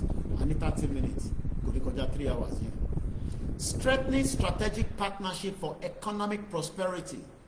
èní ní Saudi Arabia President America Donald J. Trump mo ń ṣe àyàngbé fún ẹ̀ torí àwọn òyìnbó rẹ̀ ń ṣe èdè wa òun àti Saudi táwa Nigerians máa ti lọ ń ṣe hajj Allahu Akbar a máa ń kírun ká máa lọ ṣe wúrà ìjọba tiẹ̀ àwọn ọmọ Amẹ́ríkà náà lọ ń ṣe hajj bọ̀tí tó sọ ni pé àní Saudi gbowó wá ẹgbówó yìí wá owó ń bẹ lọ́wọ́ yín kí ló dé tí Saudi Arabia náà lè wá bá wa invest at least nothing less than 50 billion ṣèbí Tinubu lọ síbẹ̀ kí ló mú padà láti Saudi Arabia kò mú ṣingbáì wá kò rí owó kó padà wá pé kọ́ wá wọ́n lè wá invest nílùú tó ń wò pé àwọn bọ̀tá bá ní Yorùbá country dẹ̀wò ṣe bá ti gbọ́ pé ìgbà kan àwọn Saudi Arabia àwọn royal family máa wá sí UCH so tá bá ní Yorùbá country wọ́n máa invest pẹ̀lú wa ìwọ tó ń wò mí tó ń wò pé Koiki wọn nìkan ló ń gbádùn níṣẹ́ bí wọn nìkan náà fún lówó ó lè jẹ́ pé wọ́n lọ máa kó pé ó yá gọ́ọ̀mẹ̀ntì wa ń lọ ṣèbónú ní business o dẹ̀ fẹ́ expand ẹ̀ mo fẹ́ expand ẹ̀ èmi ni màmá sọ fún ẹ pé gọ́ọ̀mẹ̀ntì tí wọ́n àwọn èèyàn tó wà tẹ̀lé wọn mídíà náà ń lọ yáyáyá kó sí agbádá kó tẹ̀lé gọ́ọ̀mẹ̀ntì kó lọ dúró dè wọ́n bó ṣe máa rí kò ní pẹ́ éèjì ẹ̀ tó ṣe rò pé ó máa pẹ́ yẹn kò lè pẹ́ gbogbo wa ṣe ọmọ kékeré ni gbogbo wa àwọn ìyá tó ti dàgbà yẹn náà kò ṣe pé wọ́n dàgbà ọmọ kékeré ni wọ́n bàbá kí tó yẹ kán sì máa wà pẹ̀lú wa for many years so tó bá wá ń dìlé ẹ̀ tájọ́ ń dìlé ẹ̀ nítorí selfish interest pé kí Tinubu di gọ́ọ̀mẹ̀ntì ó ti jẹ́ already ó ti wà òkè ẹ jẹ́ ká jáde tán in tó bá fẹ́ ṣe jẹ́ kó ṣe fáwọn akárí ẹyẹ bẹ̀rù ìbẹ̀rù yẹn ló fẹ́ jẹ́ kó pa wá àìtí jáde ẹ ti ń bẹ̀rù kí ló máa ṣẹlẹ̀ wọ́n ní lálá tó lọ sókè ẹ bá mi parí ẹ̀ kò sí tó ń bọ̀ lókè tílẹ̀ yìí wà ilẹ̀ Yorùbá òun lélẹ̀ nígbà tí bàbá kí tó yẹ pè mí lórí ọ̀rọ̀ lórí tí mo ní kí n má pè lórí aládé ni wọ́n ní 12th century 13th century 14th century ni wọ́n ti ń produce kìíní yẹn tẹ́ ń wò tó ń ṣò lókè yẹn orí aládé why are we kind of trying to be lazy kí ló lè ṣẹlẹ̀ ẹ̀yẹn in tó fẹ́ ṣẹlẹ̀ yẹn what will be kì í sẹ́ra bàbá 90 years old ó ní òun ti ṣe tán òun ti rẹ́dì ìwọ wọn ní àìsí rẹ́dì ta ni wọ́n tó máa sọ fún apá ìtì rẹ́dì àwa máa dé a máa dóòdì lẹ́sẹ̀ ni a máa fún ní support yẹn ni ṣe rally la máa fi gba country just to close it down ó ká jókòó ti diplomacy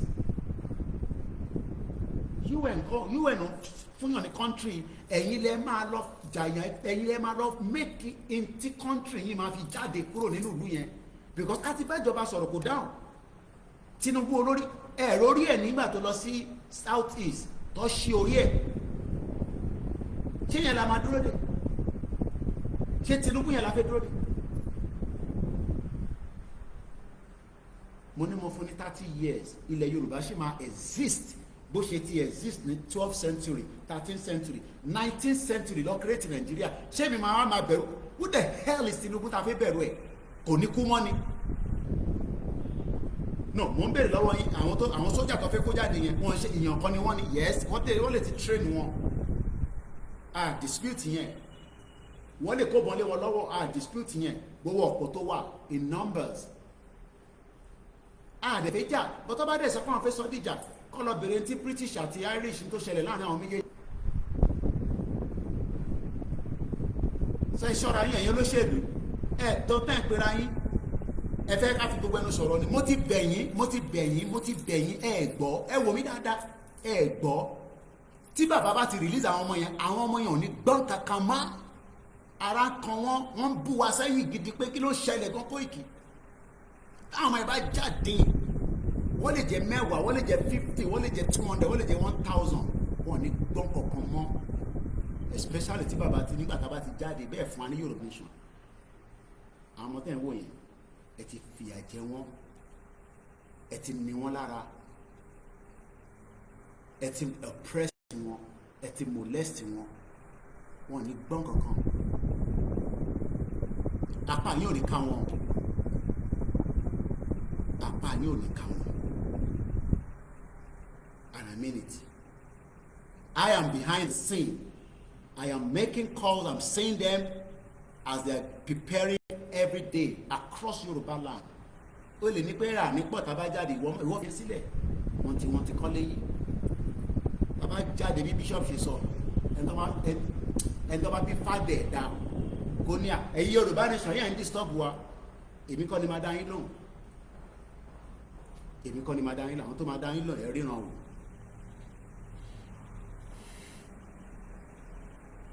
This commitment will be invested in America.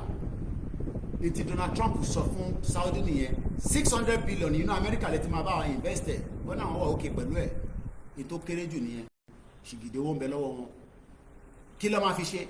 Building economic ties that will endure for generations to come. Do you understand that kind of statement? This is what the government should be talking about. Oh, mo bó ṣe ń ká mi lára ni.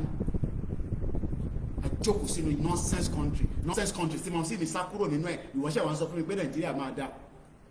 Do you understand what it means? Tó bá tẹ̀ máa deceive anybody, tó bá tẹ̀ máa sọ fún anybody pé Nàìjíríà máa dá. Okay, mo sì ní òṣè jókòó sínú Nàìjíríà kí ló mú tó sá kúrò nínú Nàìjíríà? Wọ́n ṣe jókòó sínú Nàìjíríà tí Nàìjíríà bá máa dá fún. Èmi wá lò 27 years nínú 40 years plus mi ní UK. Do you know what 27 years is? 1, 2, 3, 4, 5, 6, 7, 8 22 decade plus ni mo fi ṣe nínú UK. Ìwọ tó bí ní 1990 tèmi ṣetán ní 1995 ní secondary school wá sọ àwọn tó bí gan ní the 70s wọ́n sọ pé Nàìjíríà ò lè dá lọ bí ẹ lánàá torí òun wo Pella lórí TikTok. Gbogbo tí Pella ṣe yẹn àwọn ọmọ Chinese small change ní lọ́dọ̀ tí wọ́n don't run a business. Ó ní shadow kan tí son mi ọ̀rẹ́ kan ní UK ọmọ I believe is via Pakistan níjọ́ tí mo lọ sí warehouse ọmọ yẹn young boy because I wanted to know what he's doing so mo tẹ̀lé son mi lọ. My head was blown away. Ó máa ń tajà lórí Amazon. Warehouse nínú kan ṣe warehouse ojú títí o. Ẹ mọ àwọn safe house yẹn safe storage tó wà secure. Inú bẹ̀ ló ti ń tajà.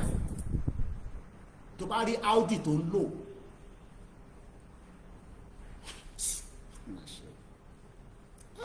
Báwo mo tún ṣe lè ṣàlàyé fáwọn tó wà nílé náà pé this is a fight to complete. Mo dé warehouse bọ̀bọ̀ yẹn oríṣiríṣi ó máa ń source fún different things so tó bá rẹni tó ní kọ̀ọ̀kan tó ń tà àwa rà kúrò lọ́wọ́ wọn ó source for different things tó bá rí Audi tó ń drive èmi gan tí mo wà UK gan but generation yàtọ̀ síra wa ṣé mi tẹ̀ wáwé for 15 years ṣé mi lè set up olùmọ̀ tó ń ṣe yẹn 15 years ló take mi tó fún mi níwèé mi. Pé mo fẹ́ ṣiṣẹ́ officially in the UK ó take me 15 years. Do you know what that means? Do you know the kind of pain? Lọ máa jókòó sí London kó lọ jókòó kó gba visa máa lọ sí abroad. À ń sọ òtítọ́ fún yín níbẹ̀ ń sọ pé what do you understand? Kílẹ̀ rẹ̀ pé mò ń ṣe níbí báyìí. A ní ká gba country ká gba kúrò I am 40 kátẹ̀ sọ pé pátápátá I'm 45 years old.